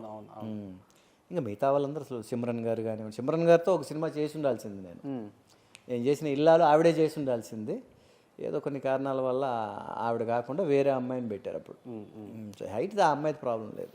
ఇప్పుడు తెలుగు మీరు వచ్చిన టైంలో స్టార్స్ అంటే బాలకృష్ణ గారు, చిరంజీవి గారు, నాగార్జున గారు, వెంకటేష్ గారు, వీళ్ళే స్టార్స్ మీరు వచ్చిన టైంలో. 4 pillars అని చెప్తారు ఇండస్ట్రీకి. ఒక్కొక్కరితో ఎలా ఉంటుంది ఒక ఎక్స్పీరియన్స్? చిరంజీవి గారితో చేయలేదు అనుకోండి, బాలకృష్ణ గారితో అదే చాలా చేశారు. ఎలా ఉంటుంది ఆయనతో? చాలా హ్యాపీ. ఆయన అసలు చిన్నపిల్లాడు మనస్తత్వం అండి ఆయన. కాకపోతే మేమేంటంటే కొంచెము ఆయన ఎప్పుడైనా ఏదైనా కోపంగా ఉన్నాడు అది ఇదంటే మేమే దూరంగా ఉంటాం. లేదంటే మేము సైలెంట్గా ఒకసారి విష్ చేసి దూరంగా ఉండేవాళ్ళం. ఆయనే పిలుస్తాడు, రండి కూర్చోండి అని చెప్పి ఆయన కూర్చోబెట్టుకునేవాడు, మాట్లాడేవాడు అన్నీ. అట్లాగే ఏమి ఆయన ఏదైనా సీరియస్గా ఉన్నాడంటే మాకే అర్థం అవుతుంది దూరం నుంచి, మేము దగ్గరికి వెళ్ళాం. ఆ టైంలో కొంచెం దూరంగా ఉంటాం మేము. ఓకే, తర్వాత ఆయనే పిలుస్తారు, పిలిచినప్పుడు వెళ్ళి మాట్లాడు. సో మ్యాక్సిమం అందరితో ఒక సపోర్టింగ్ క్యారెక్టర్, ఒక తమ్ముడు క్యారెక్టర్ చేస్తున్నారు. ఒక్క చిరంజీవి గారితో ఎందుకు యాక్ట్ చేయలేదంటే ఏమని చెప్తారు రాజ్ కుమార్ గారు? కుదరలేదు. అంటే కాంబినేషన్ కుదరలేదా, లేకపోతే సినిమా కుదరలేదా, వాళ్ళు ఎవరు పిలవలేదు. లేదా మీరు కుదరలేదా అసలుకి? అబ్బాయి అలానే భలే వాళ్ళు పిలిస్తే అన్నయ్య గారి సినిమాలో ఎగిరి గంతేసుకుని వెళ్ళి చేస్తాం మనం. పిలవలేదు మనం. ట్రై చేశారా మీరు ఎప్పుడన్నా? లేదు, ట్రై చేయలే. ఇప్పుడు ఇన్ని సినిమాలు చేశారు, అన్నీ ఏం అడగలేదా మీరు? ఇప్పుడు కూడా ఏదో ఎవరిని అడగలను. నాకు వచ్చినవే నేను చేసుకుంటూ వెళ్ళాను సార్. ఎప్పుడు కూడా ఓకే. నేను ఎప్పుడు కూడా ఈ రోజు వరకు దేవుడి దయ వల్ల ఎప్పుడైనా అంటే అలా అని కాదు, నేను పెద్దవాళ్ళు ఎప్పుడైనా ఏదంటే ఏమండి మీరు మమ్మల్ని పిలవరా అని ఊరికి సరదాగా అలా మాట్లాడుతుంటాం తప్ప మీ దాంట్లో నేను చేయాలి అని చెప్పి మనం వెళ్ళి ఎప్పుడు కూడా అలాగా చేయలేదు. ఓకే. నాకు వచ్చినవి నేను చేసుకుంటూ వెళ్ళాను. అసలు ఎలా ఉంటారు రియల్ లైఫ్లో? అంటే చాలా సెన్సిటివ్ అండ్ చాలా కామా, లేకపోతే స్ట్రైట్ ఫార్వర్డ్? కొంచెం నేను స్ట్రైట్ ఫార్వర్డ్ కాము ఇదన్నీ కాదు, కానీ అల్లరి అన్నీ ఉన్నాయి మన దగ్గర అన్నీ. ఆ సమయానికి సందర్భాన్ని బట్టి దాన్ని బట్టి మూవ్ అయిపోతూ ఉంటాం మనం. స్ట్రైట్ ఫార్వర్డ్ అన్నీ అవన్నీ ఎదుటి వాళ్ళు చెప్పాలి కానీ మనం చెప్పుకోకూడదు కదా. నేనైతే నార్మల్గా ఉంటాం. అసలు పెద్ద హడావుడి ఏముండదు. హడావిడి అనేది నాకు ఫస్ట్ ఆఫ్ ఆల్ ఈ ఫాల్స్ ఇది అనేది నేను దానికి టచ్ చేయను అసలు. మనం నార్మల్గా ఉండాలి ఎప్పుడు. మనకి ఎదుటి వాళ్ళు చెప్పాలి మన గురించి, అంతే తప్ప మనం ఇది చెప్పుకోవడం అలా చేయడం ఫాల్స్ స్టేజ్కి ఇలా చేయాలి అలా చేయడం. అంటే మీరున్న టైంలో కొంతమంది ఆర్టిస్టులు అందరూ ఒక్కొక్క హీరోకి ఒక్కొక్క బ్యాచ్ మెయింటైన్ చేసేవాళ్ళు అప్పుడు. అంటే బ్యాచ్ ఇన్ ద సెన్స్ ఒక టీమ్ లాగా ఉండేవాళ్ళు. అవును, ఒక క్వార్టర్ లాగా ఉంటారు. ఒక పవన్ కళ్యాణ్ గారు అంటే వేణుమాధవ్, అలీ గారు, వేరే ఇంకొంతమంది సపోర్టింగ్ క్యారెక్టర్స్ వాళ్ళందరూ పవన్ కళ్యాణ్ గారు, వెంకటేష్ గారు ఒక టీం, లేకపోతే చిరంజీవి గారు ఎట్లా ఉండేది. అట్లా మీరు ఎక్కువ ఎవరికి బాగా క్లోజ్ అండ్ అసోసియేషన్ అయ్యి ఉండి? ఎవరికి క్లోజ్ కాదు, మన పని మనం చూసుకొని రావటమే అంతే. ఎవరికి క్లోజ్ లేదు. నేను అలాగా ఆ కోటరీలో పలానా కోటరీలో నేను ఉన్నానని ఇంతవరకు ఎప్పుడూ లేదు మనకి. అందరితో మాట్లాడతాం, అందరితో ఉండడం అంతే. అంతే తప్ప కాందాన లేదు మనకేమి. లేదు. అది మొదటి నుంచి నేను అలాగే ఎప్పుడు ఇచ్చేలా. ఎవరు కూడా పిలవలే మనల్ని? పిలవలేదని కాదు, నేను అలాంటి దాంట్లోకి వెళ్ళను. ఒకరి మనిషిలాగా ఆ కోటరీలో నేను కూడా ఉన్నాను అనేది మొదటి నుంచి నేను లేను ఇప్పుడు. నాది నేను చేసుకుంటూ వర్క్ అయిపోయిన తర్వాత మళ్ళీ ఒక క్షణం ఆగను అసలు. అక్కడ వచ్చేయడమే మళ్ళీ చెన్నై, డైరెక్ట్ చెన్నై. పని అయిపోతే ఇంటికి వచ్చేయాలి అంతే. ఇక్కడ చెన్నైలో కూడా జరుగుతూ ఉండేటి అప్పట్లో. షూటింగ్ అయిపోగానే ఇంటికి వచ్చిన తర్వాత ఇంకా సినిమా ప్రపంచానికి సంబంధమే ఉండదన్నమాట. ఇంట్లో ఒక సినిమా వాతావరణం కానీ అది కానీ అసలు ఆ డిస్కషన్ కూడా ఉండదన్నమాట. అసలు ఎవరు లేరు సినిమా వాళ్ళు ఇంట్లో, ఇంకా చాలా రేర్గా ఉంటారు ఇట్లా. ఇంట్లో ఏంటంటే ఈవెన్ నేను మా ఆవిడని అడుగుతూ ఉంటా, ఒక ఫోటో ఏదైనా నాది ఏదైనా పెడతాను నేను హాల్లో ఉన్నాను. అసలు ఏం లేదు, మీ పెళ్లి ఫోటోలు కానీ మీ పిల్లల ఫోటోలు కానీ. ఏముండవు. లవ్ మ్యారేజ్ కదా మీరే? Love marriage. అరే ఫస్ట్ ప్రపోజ్ చేసినప్పుడు ఫోటోను, లేకపోతే హనీమూన్ ఫొటోస్ ఎన్ని పెట్టుకుంటారు మెమరీగా వాల్స్ మీద అందరూ కూడా? లేదు, అలాంటివన్నీ వద్దంటారు. ఫస్ట్ మీరు ప్రపోజ్ చేశారా, ఆమె ప్రపోజ్ చేశారా? ఇప్పుడు మగవాడే చేస్తాడు ఫస్ట్ ప్రపోజ్, సో మనమే చేసాం. ఆడవాళ్ళు చేసిన వాళ్ళు కూడా చాలా ఉన్నాయి లవ్ స్టోరీస్. ఏమో మా దీంట్లో అసలు అలా లేదు, నేనే ప్రపోజ్ చేశాను. ఆ తర్వాత తను చాలా కొంచెం టైం తర్వాత తను ఓకే చెప్పడం జరిగింది. ఓకే. అసలు ఎక్కడ ఇండస్ట్రీకి వచ్చిన తర్వాతేనా? ఇండస్ట్రీకి వచ్చిన తర్వాతే. చెన్నైలోనే టీ నగర్లో ఉండేవాడిని నేను అప్పుడు. మా ఇంటికి ఎదురుగా డయాగ్నల్గా హౌస్లో వాళ్ళది బంగ్లా అనమాట. సో ఆ విధంగా అప్పుడు పరిచయం. ఓకే. ఫస్ట్ టైం పరిచయం అంటే చూసుకోవడం జరిగింది. తర్వాత ఇంకా అప్పట్లో ఈ సెల్ ఫోన్స్ గిల్ ఫోన్స్ ఏమీ లేవు, ఈ కంటి చూపులే, అదేదో చూపులతో అనేది అంటారు కదా. ఫస్ట్ అలాగే స్టార్ట్ అయ్యి ఇంకా అలాగే చిన్నగా పెళ్ళి వరకు వచ్చింది అంతే. చాలా తక్కువ మందికి తెలుసు మీ వైఫ్ కడప రెడ్డిస్, వైఎస్ రాజశేఖర్ రెడ్డి గారి కుటుంబానికి సంబంధించిన అమ్మాయి. వాళ్ళ దగ్గర బంధువులు రాజశేఖర రెడ్డి గారి ఫ్యామిలీను, వీళ్ళ ఫ్యామిలీ సిఎంఆర్ ఫ్యామిలీ, తర్వాత కందుల ఓబుల్ రెడ్డి గారి ఫ్యామిలీ, వీళ్ళందరూ ఫ్యామిలీ ఫ్రెండ్స్ అనమాట కడపలో. ఓకే. అంటే ఈ ముగ్గురే అప్పుడు మైన్ ఓనర్స్ జిల్లాలోనే. మీ మామయ్య? మా మామయ్య గారు బలరాం రెడ్డి గారు, సీఎం బలరాం రెడ్డి అంటారు ఆయన. ఓకే. ఎక్స్ జిల్లా పరిషత్ చైర్మన్ కడప. ఓకే. రామారావు గారి టైంలో తెలుగుదేశంలో 2 టర్మ్స్ జెడ్పీ చైర్మన్ ఆయన. ఓకే. అంటే ఇప్పుడు మన తులసిరెడ్డి గారు ఉన్నారు కదా. అవునవును. తులసిరెడ్డి గారికి ముందు మా మామయ్య గారి తర్వాత జెడ్పీ చైర్మన్ అయింది తులసిరెడ్డి గారు. ఓకే. ఈయన 2 టర్మ్స్ చేశారు. అది కూడా జెడ్పీ చైర్మన్. ఈయన డైరెక్ట్ ఎలక్షన్స్లో గెలిచాడు ఈయన. Direct elections. And Reddys and that Rajasekhara Reddy garu family ఒప్పుకున్నారా సార్ ఇమ్మీడియట్గా, లేదా రాయలసీమలో అందులో ఏమి లేవా చేజింగ్లు? ఆ టైంలో దొరికింటే కైమా కొట్టేసిండేవాళ్ళు. అది తర్వాత ఇంకా మా పెద్ద అబ్బాయి పుట్టిన తర్వాత ఇంకా 2 ఫ్యామిలీస్ కలిసిపోయినాయి. ఓకే. సో ఇప్పుడు రిలేషన్ మెయింటైన్ చేస్తున్నారా జగన్ గారి ఫ్యామిలీతో, భారతి గారితో కలవటాలు? ఇప్పటికీ మ్యారేజెస్ ఫంక్షన్స్ ఏదున్నా కూడా లేడీస్ వాళ్ళ ఫంక్షన్ మాట్లాడుకుంటుంటారు, రెగ్యులర్గా అటెండ్ అవుతూ ఉంటాం ఫంక్షన్స్, అవన్నీ ఏం లేదు. సో ఇప్పుడు వాళ్ళ ఫ్యామిలీలో కూడా యాక్టర్స్ 2 అల్లుళ్ళు ఉన్నారు అయితే, ఇటు సీనియర్ అల్లుడు రాజ్ కుమార్ గారు, అటు మన మోహన్ బాబు గారు అబ్బాయి మంచు విష్ణు. అంటే అట్లా అదేనేం లేదు, వాళ్ళు ఇప్పుడు ఫ్యామిలీ ఫ్రెండ్స్ అంతే. కలుస్తారు, మీరు కలుస్తుంటారు ఆ ఫ్యామిలీతో? జస్ట్ 2 days ముందు కూడా మేము మ్యారేజ్కి ఇక్కడ చెన్నైలోనే సునీల్ రెడ్డి గారి అమ్మాయి మ్యారేజ్కి వైఎస్ మాధురి రెడ్డి గారు, సునీల్ రెడ్డి గారు ఉన్నారు కదా, పెద్ద అంటారు ఆ అబ్బాయి. ఓకే. వాళ్ళ అమ్మాయి మ్యారేజ్ కూడా అటెండ్ అయ్యాం అందరం చెన్నైలో. సో ఆ రిలేషన్స్ అంతా బాగానే ఉన్నాయి ఇప్పుడు. మేడంకి అసలు ఇండస్ట్రీ అంటే టచ్ లేదు ఇంకా అస్సలు. ఆమె పక్కా పొలిటికల్ ఫ్యామిలీ, పొలిటికల్ ఇది, అసలు ఇండస్ట్రీకి టచ్ లేదు ఇంతవరకు. అసలు ఏ స్క్రీన్ ముందుకు రాలా. మేము కూడా బతిలాడా ఇప్పుడు వచ్చిన తర్వాత, వద్దే వద్దు నమస్కారం పెట్టేస్తారు అంతే. ఇలా పోలే ఒక ఫోటో అన్న పంపించండి, మా ఆడియన్స్ వస్తారు. అంటే మీరు ఎంత క్యూట్ కప్పులు తెలియాలి కదా. పంపిస్తాను సార్. మేడంకి బాగా ఇష్టం మీ సినిమాలలో అంటే పెళ్ళైన తర్వాత మీరు చేసిన బిగ్గెస్ట్ హిట్ ఏంటి? ఆవిడకి నేను ఏం చేసినా నచ్చదండి బాబు. అసలు పెద్ద నా యాక్టింగ్ గురించి, నా సినిమాలు నువ్వు అద్భుతంగా చేసావు, పరమాద్భుతంగా ఇందులో చాలా బాగా, అలా ఎప్పుడు చెప్పదు ఆవిడ. మిగతా అందరూ చూస్తుంటుంది కానీ నావి చూడదు ఎప్పుడు ఆవిడ. ఓకే. ఇదొక విచిత్రం. ఇందులోనే బాగా చేశానా, కరెక్ట్గా చెప్పు అంటుంటాను నేను. ఏముందిలే నీ యాక్టింగ్ మాకు తెలియదా అన్నట్టు. అంటే మనకి డౌట్ వస్తుంది, బాగా చేశానా బాగా చేయలేదా అన్నట్టుగా ఉంటుంది. ఎక్కువ ఇంకా అంత అడుక్కొని చెప్పించుకునే అంత కర్మ మనకెందుకు అనేసి నేనే వదిలేస్తా. సర్లే నువ్వు ఎప్పుడు నన్ను మెచ్చుకో అనేసి వదిలేస్తుంటున్నాను. కొన్ని సీరియల్స్ అని చూస్తారా, అన్ని సూపర్ డూపర్ హిట్స్ తీశారు కదా. కాదండి బాబు, ఆ సీరియల్స్ గురించి కూడా చెప్తున్నా. ఇప్పుడు కూడా నేను చేస్తుంటాను కదా, నువ్వు చూస్తున్నావా ఆ సీరియల్ ఎలా చేస్తున్నాను అని అడుగుతుంటాను నేను అప్పుడప్పుడు. ఎందుకంటే నేను చూడను. ఒకప్పుడు డబ్బింగ్ నేనే వాయిస్ ఇచ్చేటప్పుడు అట్లీస్ట్ అది చెప్పేటప్పుడు చూసుకునేవాడిని. ఇంకా ఆ తర్వాత మళ్ళీ నేను అసలు ఆ టైంకి ఆన్ చేసి చూడడం కానీ, లేదంటే ఎప్పుడైనా ఏదంటే దీంట్లో ఏదైనా యాప్లో చూడడం కానీ అవి కూడా చేయను. నాకు అసలు ఓపికే ఉండదు. చేసామా డైరెక్టర్ గారు ఓకే అన్న తర్వాత ఓకే అంతే. ఇంక మళ్ళీ ఇప్పుడు డబ్బింగ్ కూడా నేను హైదరాబాద్లో ఒక వాయిస్ని, ఇక్కడ చెన్నైలో ఒక వాయిస్ని పర్మనెంట్గా పెట్టేసుకున్నాను. పాపం ఇక్కడ చెన్నైలో నా వాయిస్ ఇచ్చేది మొన్నే పోయారు ఆయన, శ్రీనివాసమూర్తి గారు. అవునవును, మొన్న పోయారు ఆయన. మీకు వాయిస్ ఆయనేనా? నాకు పర్మనెంట్గా ఆయనే.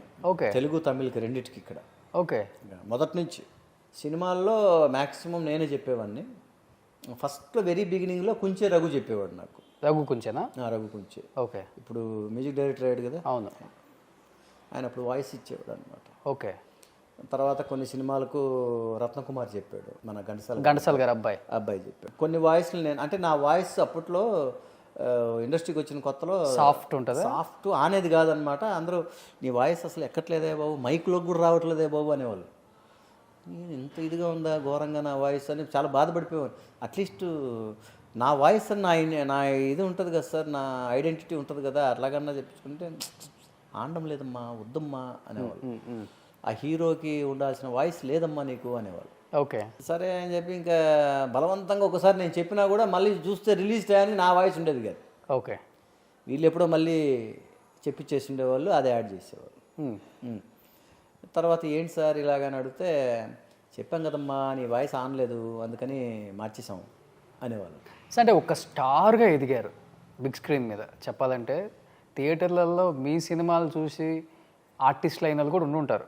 ఇప్పుడు బుల్లితెర మీద చాలామంది ఉన్నారు కాబట్టి అటు వాళ్ళ ఎంతో ప్రయత్నాలు చేసి కుదరక, ఆఫర్లు రాక, సరే సీరియల్తో అయినా అడ్జస్ట్ అవుదాం అనుకునే వాళ్ళు కూడా చాలామంది ఆర్టిస్టులు ఉన్నారు. ఇప్పుడు చాలామంది చెప్పుకుంటే పేర్లు చాలా ఉన్నాయి నాకు తెలిసిన వాళ్ళు కూడా. బట్ మీరంటే అంత వైభోగం చూసి ఒక్కసారిగా బుల్లితెర అంటే ఇక్కడ అంతా హాస్పిటాలిటీ డిఫరెంట్గా ఉంటుంది, యూనిట్లు చిన్నగానే ఉంటాయి, క్యారివాన్లు ఉండవు, చెట్ల కింద కూడా కూర్చోవాలి, ఫుడ్ అలానే ఉంటుంది, కెమెరాలు అలానే ఉంటాయి, ఆర్టిస్టులు అలానే ఉంటారు, టెక్నీషియన్స్ అలానే ఉంటారు, అడ్జస్ట్ అవుతూ ఉండాలి.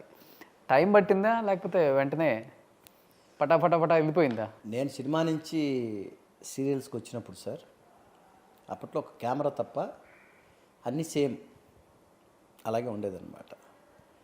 ఇంకొక విషయం ఏంటంటే ఈ మధ్యన ఆ కెమెరాలు కూడా సినిమా కెమెరాలే అంటే వాడుతున్నారు. అప్పుడు మీరు తీసిన సీరియల్స్ ఫస్ట్లో తీసినవి బ్యానర్స్ పెద్దవి, ఈటీవీ వాళ్ళు, ఈటీవీ, తర్వాత ఇక్కడ చెన్నైలో ఉన్న టాప్ నేను బాలాజీ టెలిఫిలిమ్స్, నేను చెప్తున్నాను రాడాన్ మీడియా, రాడాన్ మీడియా, వీళ్ళు తీశారు. బాలాజీ టెలిఫిలిమ్స్, తర్వాత Hansa vision, vista vision, AVM productions, ఇంకా ఒకటేంటి సార్, ఇంకా నేను చేయని బ్యానర్ అంటూ లేదు ఇక్కడ. అదే యూటీవీ, అటు బాంబే బ్యానర్స్ చేసాము, ఇటు south Indian all top banners చేసాం. ఇప్పుడు ఒక సినిమా ఒక సీరియల్ హీరో చేసినది కూడా ప్రొడక్షన్ స్టార్ట్ చేశారు సార్. అప్పట్లో నేను ఇక్కడ ఉండి చెన్నైలో ఉండి ప్రతి సీరియల్ హిట్ ఇచ్చిన నేను చేసిన ఈ సీరియల్స్ అన్ని హిట్ సార్. ఇక్కడ నేను చెన్నైలో చేసినవన్నీ, నేను చేసిన బాలాజీ టెలిఫిలిం సీరియల్స్ అన్నీ హిట్ అయినాయి. అసలు ఒక్కటి కాదు, నేను చెన్నైలో ఉండి అన్ని హిట్లు ఇచ్చా. సో తర్వాత నన్ను హైదరాబాద్లో కూడా నన్ను పిలవండి అని నేను ఏ రోజు అడగలే. నన్ను తీసుకెళ్ళారు, నన్ను కావాలనుకున్న వాళ్ళు తీసుకెళ్ళారు నన్ను. ఈటీవీ నన్ను మొదటి నుంచి ఆదరిస్తూనే వచ్చింది. నన్ను మొదటి నుంచి నన్ను అసలు టీవీ ఇండస్ట్రీలోకి ఒక రకంగా తీసుకొచ్చిందే ఈటీవీ వాళ్ళు. అవును. తర్వాత అసలు టీవీలోకి వెళ్తే నువ్వు స్టార్ అవుతావు అని చెప్పింది నాకు చలపతిరావు గారు. నిజంగా ఆయనకి ఈ సందర్భంగా అప్పుడు ఏంటంటే వాళ్ళకి అటు సినిమాలు ఇటు సీరియళ్ళు రెండు జరుగుతుంటాయి కాబట్టి అటు ప్రొడక్షన్ ఫుడ్ ఇటు వచ్చేస్తుంది కూడా ఈటీవీ వాళ్ళది కూడా. కానీ ఇప్పుడు ప్రొడక్షన్లు అన్నీ అవి కాదు కదా మీరు చేసే. ఇప్పుడు ప్రొడక్షన్లకి కంపేర్ చేస్తే అప్పటికి ఇప్పటికి నక్కకి నాగలోకి అనుకున్న తేడా ఉంది. అట్లాగేం లేదండి, అన్నీ ఒకటే. సమయాన్ని బట్టి కొంచెం ఏదో మార్పులు చేర్పులు ఏదో అవుతుంటాయి కానీ అంతా ఒకటే అండి. ఇంకా కొన్ని ఏంటంటే మనము ఆ సిచ్యువేషన్ బట్టి అడ్జస్ట్ అయిపోతూ వెళ్ళిపోతూ ఉండాలండి. మనకు అది లేదా ఇది లేదా అని మనం మాట్లాడామనుకోండి అది కూడా ఉండదు. అందుకని మనం ఏం అడగాలో ముందే మాట్లాడుకోవాలి సార్. నేను ఇది చేస్తున్నాను, ఇది ఒప్పుకున్నాను, ఇదంటే వాళ్ళు నా ఇష్టాలని వాళ్ళు ఒప్పందం చేసుకున్న తర్వాత నన్ను పెట్టుకుంటారు. అది మనం డే 1 నుంచి అదే ఫాలో అవుతాం మనం. ఇప్పుడు నేను ఉన్నానంటే నా ఇది కొన్ని ఉంటాయి సార్, అవి స్టార్టింగ్లోనే మాట్లాడుకుంటాను, అది అలాగే ఫాలో చేస్తాను లాస్ట్ వరకు. ఓకే. సో అది వాళ్ళు ఒప్పుకున్న తర్వాత నన్ను పెట్టుకుంటారు వాళ్ళు. అంటే ఈ అడ్జస్ట్ అవ్వటం అనేది చిన్నప్పటి నుంచి అలవాట? ఎందుకంటే లక్షలు చెక్కులు తీసుకొని లక్షలతో బతకటం చూశారు. సీరియల్స్కి వచ్చిన తర్వాత చిన్న చెక్కులు, చిన్న వేల రూపాయల చెక్కులు అందుకొని 1000 రూపాయలతో అడ్జస్ట్ అవ్వ చూసాం, ఇది చూసాం, అది చూసాం, ఇది చూసాం. ఓకే. అందుకే చెప్తున్నాను కదా సార్, సినిమా అనేది సినిమా కథ వేరు, సీరియల్ అనేది సీరియల్ కథ వేరు. ఇంకా అంతే. కాకపోతే ఏంటంటే ఇక్కడ ఒక ఆర్టిస్ట్కి తృప్తి. డబ్బు పరంగా ఆలోచిస్తే మీరు సినిమాకి దీనికి అసలు కంపారిజనే లేదండి. అంటే కొంతమంది ఆర్టిస్టులు ఉంటారు, ఒక టైం వచ్చేసరికి, ఒక దశ వచ్చేసరికి మనం ఎన్నాళ్ళు ఉంటామో తెలియదు, డబ్బే మెయిన్ అనుకొని ఏదంటే అది ఒప్పుకొని సినిమాలు చేసేవాళ్ళు, సీరియల్ అంటే వాట్ ఎవర్ ఇట్ మేబీ చేసిన వాళ్ళు ఉంటారు. అంటే మీరు ఎలాంటి మైండ్ సెట్? డబ్బే నాకు ప్రాధాన్యత, డబ్బు కోసం ఏదైనా చేస్తా, ఎలాంటి రోల్ అయినా ఓకే అని వెళ్ళిపోయారా? నేను ఎప్పుడు అలా చేయలే. అలాంటి పరిస్థితి వస్తే డబ్బే ఇంపార్టెంట్ అంటే నేను ఇది చేయాల్సిన అవసరం లేదు సార్, వేరే చేస్తాను. అసలు మీ దగ్గర చాలా ఉంది. మా బిజినెస్ నేను చూసుకున్నా చాలు. అదే మావి మేము చూసుకుంటే చాలు. మాకున్నవి మేము కరెక్ట్గా చూసుకుంటే హ్యాపీగా మాకు, మా పిల్లలకు, వాళ్ళందరికీ ఏమేమి చేయాలో అన్నీ చేసేస్తాం. 10 తరాలకు ఉంది. అట్లని కాదు, అలా 10 తరాలు తరతరాలని కాదు సార్. మనం డబ్బే ప్రాముఖ్యత అనుకుంటే కనుక ఆ బిజినెస్లు చేసుకోవచ్చు. మైనింగ్ బిజినెస్ కన్నానా అండి? మైనింగ్ కన్నానా? ఇంకోటి చెప్పండి మీరు. అంతే కదా మరి. అది ప్రధానం కాదు మనకి. మనం చేసే పనిలో మనకు తృప్తి, మనం అంతే. డబ్బుతో కొలమానం వేసుకోకూడదు సార్. అలా డబ్బుతో ఇదంటే కనుక సినిమా తర్వాతనే ఏదైనా సరే, సినిమాని మించి లేదు. ఇంకా మనం సినిమా కాదు ఇలాగా అని వచ్చినప్పుడు దీంట్లో ఇది కథ వేరుగా ఉంటుంది అనమాట. ఓకే. డబ్బే అనుకున్న రోజు మాత్రం నేను ఇక్కడ ఉండను సార్, నేను వేరే చేసుకుంటాను సార్. మీ టైంలో ఉన్న ఆర్టిస్టులు, ఎందుకంటే ఆ డబ్బు ఎలా వస్తుంది, ఎంత కష్టపడితే వచ్చిందో తెలుసు కాబట్టి ప్రొడక్షన్ మటుకు చేయరు. ఏ హీరో తొందరగా సాహసం చేసి మనం డబ్బులు పెట్టి సినిమా తీద్దామే లే మనం ఎందుకు చేతులు కాల్చుకోవటం అనేది ఎక్కువ ఆలోచిస్తారు. అలాంటివి మీరు 2013 ఒక సినిమా తీసి దాదాపు 3-4 కోట్లు లాస్ అయ్యారు. 3 crores 3 crores లిటరల్గా 3 అవును. ఆ పెయిన్ పక్కన పెడితే ఆర్థికంగా ఏమైనా ఇబ్బందులు పడ్డారా? అంతవరకు సంపాదించింది ఒక్కసారిగా ఒక సినిమాతో మటాష్ 30 సంవత్సరాల అంటే డబ్బు 3 కోట్లు అంటే ఆ రోజుల్లో 2013లో నేను అప్పట్లో ఇక్కడ చెన్నైలో ల్యాండ్ కొనేసి ఉంటే కనుక ఈరోజు అది ఆటోమేటిక్గా ఈ 10 సంవత్సరాలు 30 కోట్లు అయిపోయింది మినిమం. అవును, నేను ఊరికే చెప్తున్నా 30 కోట్లు అనేది ఈజీగా అయిపోయింది. అది చిన్న మిస్టేక్ అది యాక్చువల్గా. నా వైఫ్ వద్దని చెప్పినా కూడా చేసిన పని అది. అందుకే మామూలుగా జనరల్గా అందరూ పెళ్ళాన్ని చెప్తే వినాలా అంటుంటారు. పెళ్ళాన్ని చెప్తే వినాలి అని నేను గంటాపదంగా అప్పుడు అర్థమైంది. ఖచ్చితంగా సీరియల్ ప్రొడక్షన్ స్టార్ట్ చేసేసి ఉంటే ఆ టైంలోనే ఇవాళకి ఈ 10-11 సంవత్సరాల్లో నేను ఒక 5-6 సీరియల్స్ అన్న ప్రొడ్యూస్ పెద్ద బ్యానర్ అయ్యేది కదా, పెద్ద బ్యానర్ కూడా ఎస్టాబ్లిష్ అయిపోయింది. మీకు పేరుంది కాబట్టి. అవును, నేను అది చేయకుండా సినిమా చేయడం అనేది మిస్టేక్. ఆ సినిమా బాగా వచ్చింది, అయితే బాగా వచ్చింది, మంచి పేరు వచ్చింది. సినిమా మనం ఎక్కడ కూడా కాంప్రమైజ్ అవ్వకుండా రిలీజ్ చేసాం. మొత్తం అప్పుడు కంబైన్డ్ స్టేట్ అప్పుడు ఆంధ్ర, తెలంగాణ, సీడెడ్ మొత్తం 3 ఏరియాల్లో మంచి డిస్ట్రిబ్యూటర్స్ కూడా మనకి అరే మన కుర్రోడు, మన హీరో, మన రాజ్ కుమార్ సినిమా చేసుకుంటున్నాడు ఫస్ట్ టైం అని చెప్పి అందరూ అన్ని వాళ్ళు నన్ను ఎంకరేజ్ చేశారు. ఇటు డిస్ట్రిబ్యూటర్స్, ఇండస్ట్రీ మొత్తం బాగా సపోర్ట్ చేసింది, బాగా అన్నీ చేశాం. నేను కూడా ఎక్కడ కాంప్రమైజ్ అవ్వకుండా పబ్లిసిటీ కానివ్వండి, అటు థియేటర్స్ కానివ్వండి, సినిమాని సినిమా పద్ధతిగా మనం ప్రాసెస్ ఏంటని ఆ ప్రొసీజర్ ప్రకారం చేసాం మనం. ఓకే, ఇంకా తర్వాత మనకు డబ్బులు వచ్చినాయా పోయినాయా, సినిమా ఆర్టిస్ట్గా నాకు మంచి పేరు వచ్చింది. కొన్ని కారణాల వల్ల ఆ టైంలో కొంచెం సినిమా డిస్టర్బ్ అయింది కొంచెం. అంటే మీ టైంలో ఉన్న ఆర్టిస్టులు పీక్ స్టేజ్ చూసిన తర్వాత ఇప్పుడు మీలాంటి వాళ్ళు ఒక డెసిషన్ తీసుకొని బుల్లితెరకు వచ్చేసారు. బట్ కొంతమంది ఏంటంటే ఈ బుల్లితెరకు వస్తే మళ్ళీ సినిమా ఆఫర్లు రావేమో, ఆ వచ్చే అరాకురా క్యారెక్టర్స్ కూడా కట్ చేస్తారు, ఎవరు పిలవరు. ఎందుకంటే ఆల్రెడీ సీరియల్స్ చేసిన ఫేసెస్కి సినిమాకి పెద్దగా ప్రాముఖ్యత చూపించరు డైరెక్టర్స్, ప్రొడ్యూసర్స్ అనేది. బాగా అక్కడ ఎక్కడ బాగా నానింది అదే జరుగుతుంది. బట్ మీరు డిసిషన్ తీసుకున్నప్పుడు అనుకున్నారా సార్ సినిమాకి నన్ను పిలవరు, ఇంకా ఇదే లాస్ట్ అండ్ ఫైనల్ ఏదైతే అదైంది? లేదు లేదు, ఎందుకంటే మీ తర్వాత ఏ సినిమా చేయలేదు పెద్దగా. చేసాం, అయ్యో చాలా సినిమాలు అంటే పర్టికులర్గా ఇంకా సినిమా తర్వాత సినిమా అనేది చేయలే. అప్పుడప్పుడు వచ్చినట్టు చేసుకుంటూ వచ్చాను తప్ప ఇంకా దీంట్లో బిజీ అయిపోయాను సార్ నేను. ఇంకా కాకపోతే ఏంటంటే మీరు అన్నట్టుగా ఇంకా సీరియల్స్లోకి వెళ్ళిపోతే సినిమాకి నన్ను పిలవరు అనేది నా మైండ్లోకి ఎప్పుడు రాలే నాకు. ఓకే, సీరియల్స్కి నేను సినిమా ఎవరో ఒకరు చెప్పి భయపిస్తారు కదా చెప్పడానికి. నేను అలాంటివన్నీ అసలు ఒక్కటి సార్, మన మీద మనకు నమ్మకం ఉండాలి. ఇప్పుడు కొంతమంది నేను ఆర్టిస్టులను చూస్తుంటా, కొంతమందిని అంటే మనం ఒక్కసారి వెనక్కి తిరిగి ఆలోచించి ఒక్కసారి అన్ని చరిత్రను ఒక్కసారి అలా చూసుకుంటే కొంతమందిని మనం మన ట్రావెలింగ్లో ఎంతోమందిని చూస్తూ ఉంటాం, రకరకాల మనుషుల్ని. అరే నాకన్నా బాగున్నాడు, నాకన్నా ఎత్తున్నాడు, నాకన్నా అందంగా ఉన్నాడు, నాకన్నా బాగున్నాడు, నాకన్నా ఇది అనే లోపల వీడిని పెట్టుకుంటే మనం తగ్గిపోతాం. ఇలాంటివన్నీ కొంతమంది అవి కూడా చేసిన వాళ్ళని కొంతమంది చూసాం సార్. కానీ నేనేమంటాను తెలుసా అండి, అలాంటి ఫీలింగ్ మనకు వచ్చిన రోజున అంటే మనం భయపడిపోతున్నట్టు ఫీలింగ్ అండి. మన మీద మనకు కాన్ఫిడెన్స్ ఉండాలి ఫస్ట్. అలా చూసుకుంటే ఇప్పుడు నేను కొన్ని చేసిన సినిమాల్లో నాకన్నా పెద్ద స్టార్లు పక్కన యాక్ట్ చేశాను నేను, నాకన్నా గొప్ప పర్సనాలిటీ ఉన్న వాళ్ళ పక్కన యాక్ట్ చేశాను నేను. అలాంటప్పుడే మనం ఏంటనేది మనం కెమెరా ముందు చూపించగలగాలి. అది అవకాశం యాక్చువల్గా. ఆ అవకాశాన్ని కరెక్ట్గా మనం సద్వినియోగం చేసుకుంటే ఇప్పుడు పక్కన ఉన్న వాళ్ళందరూ తక్కువైన వాళ్ళు కాదుగా. ఒక్కసారి మనం భలే చేసావయ్యా అన్నారనుకోండి, అది ఆనందం. ఓకే, అక్కడ మనం వీళ్ళ పక్కన మనం ఏమైపోతామో అది అన్నాం అనుకోండి, మనం అలాగే ఉండిపోతాం అసలు మన లైఫ్లో. మనకన్నా గొప్ప వీళ్ళు ఉన్నప్పుడు వాళ్ళ పక్కన మనం మంచి పేరు తెచ్చుకున్న రోజు మనం ఏంటనేది బయటపడుతుంది సార్.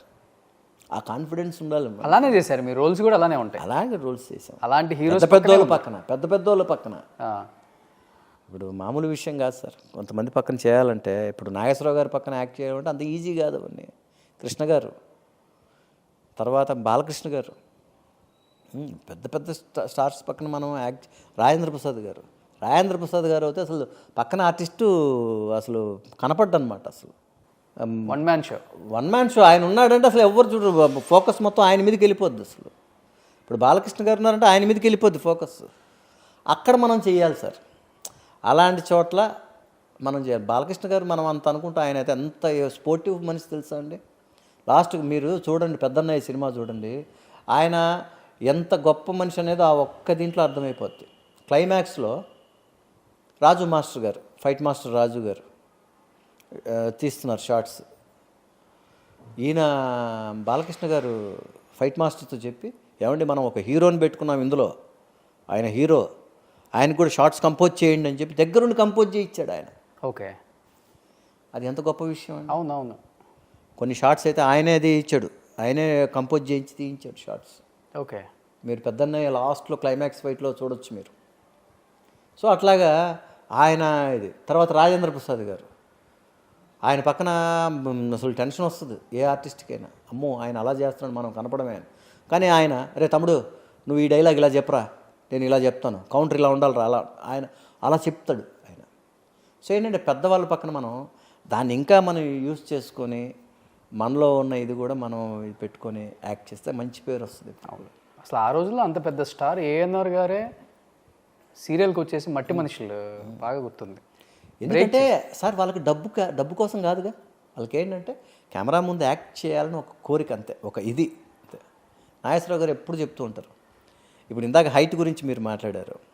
నేను నాగేశ్వరరావు గారు, ఒక శివాజీ గణేషన్ గారు, ఒక కమల్ హాసన్ గారు, తర్వాత చంద్రమోహన్ గారు, ఇలా కొంతమంది స్టార్స్ ఉన్నారు సార్, స్టార్ హీరోలు వాళ్ళు. అవును, హైట్ గురించి ఎప్పుడు టాపిక్కే రాలేదే. వీళ్ళందరి పక్కన నేను అప్పుడప్పుడు అలా నిలబడి ఒక ఆత్మతృప్తి అనమాట మనకి, అబ్బా మనం వీళ్ళ హైటే ఉన్నాం, మనకు భయం లేదు, మనం పర్ఫార్మెన్స్ బాగా చేస్తే ఇవన్నీ కనపడవు, ఇవన్నీ దాటేస్తాం మనం అనేది ఒక ఇది సార్. అంటే self judgement very important sir మనకి కూడా. సో వాళ్ళందరిని చూసినప్పుడు మనం ఇంకా కాన్ఫిడెన్స్ పెరుగుతుంది. శివాజీ గణేషన్ గారు అసలు కెమెరా ముందు సింహం అండి ఆయన. నాగేశ్వరరావు గారు కెమెరా ముందు అసలు ఏంటనేది, వీళ్ళందరూ ఏంటంటే, తర్వాత మన కమల్ హాసన్ గారు కెమెరా ముందు అసలు వీళ్ళని ఎవరైనా, చంద్రమోహన్ గారు అసలు ఒక డైలాగ్ చంద్రమోహన్ గారి పక్కన యాక్ట్ చేశాను నేను. ఆయన చేస్తుంటే ఆయన్నే చూస్తుంటాం మనం. అంత గొప్పవాళ్ళు సార్, నవరసాలు పండిస్తారు. అయ్యో రాజేంద్ర ప్రసాద్ గారు, అసలు రాజేంద్ర ప్రసాద్ గారి పక్కన మనం యాక్ట్ చేసాము ఒక సినిమా అంటే, మనం ఆ దీంట్లో నుంచి బయటకు రావడానికి ఇంకో 3 నెలలు పడుతుంది మనకి. డైలాగ్, టైమింగ్ ఇవన్నీ ఆయనలాగా వచ్చేస్తాయి మనకి ఆటోమేటిక్గా. అందులో నుంచి బయట రావడానికి నాకు 3 నెలలు పట్టింది. కాకపోతే ఎలాంటి ఆర్టిస్ట్ అయినా సరే రాజేంద్ర ప్రసాద్ గారి పక్కన యాక్ట్ చేస్తే ఒక్క సినిమా, ఆ ఆర్టిస్ట్ మంచి డైలాగ్ టైమింగ్తో బయటకు వస్తాడు సార్. ఇంకా బయట ఎక్కడ యాక్ట్ చేసుకున్నా కూడా ఒక డైలాగ్ టైమింగ్ కానివ్వండి, ఎక్స్ప్రెషన్స్ కానివ్వండి, ఏ టైంలో ఎలా చేయాలి ఇది అనేది వాళ్ళ పక్కన క్లియర్గా నేర్చేసుకోవచ్చు మనం. అవును, అసలు ఒక చాట్ నిలబడి ఆయన డైలాగ్ చెప్పరు, ఇలా తిరుగుతారు, అలా వస్తారు, ఆ ఎక్స్ప్రెషన్ ఇలా అంటారు, అలా అంటారు. అదేవిధంగా నాగేశ్వరరావు గారు ఒక డైలాగ్ని ఎంత టైమింగ్ తీసుకొని చెప్పాలి, ఎలా చెప్పాలి, మనం ఇంత గ్యాప్ తీసుకుంటున్నారని మనం అనుకుంటాం. వాళ్ళు మధ్యలో ఒక చిన్న ఎక్స్ప్రెషన్ దానికి ఒక రికార్డింగ్ వేయడానికి అవకాశం ఇస్తారు వాళ్ళు. ఒక మధ్యలో మంచి ఒక సెంటిమెంట్, ఒక రికార్డింగ్ బ్యాక్గ్రౌండ్ మ్యూజిక్ వేయడానికి అవకాశం ఇస్తారు వాళ్ళు. ఓహో అందుకే ఇచ్చారు ఆ టైమింగ్. ఒక డైలాగ్ చెప్పిన తర్వాత ఒక మ్యూజిక్ వస్తూ ఉంటుంది, దానికోసం గ్యాప్ ఇచ్చి ఉంటారు అక్కడ వాళ్ళు. ఓకే, అది చేసేటప్పుడు చాలా ఒకలాగా అనిపిస్తుంటుంది మనకి, ఏంటి ఇంత లాగ్ ఇస్తున్నారు ఏంటి అనుకుంటుంటాం.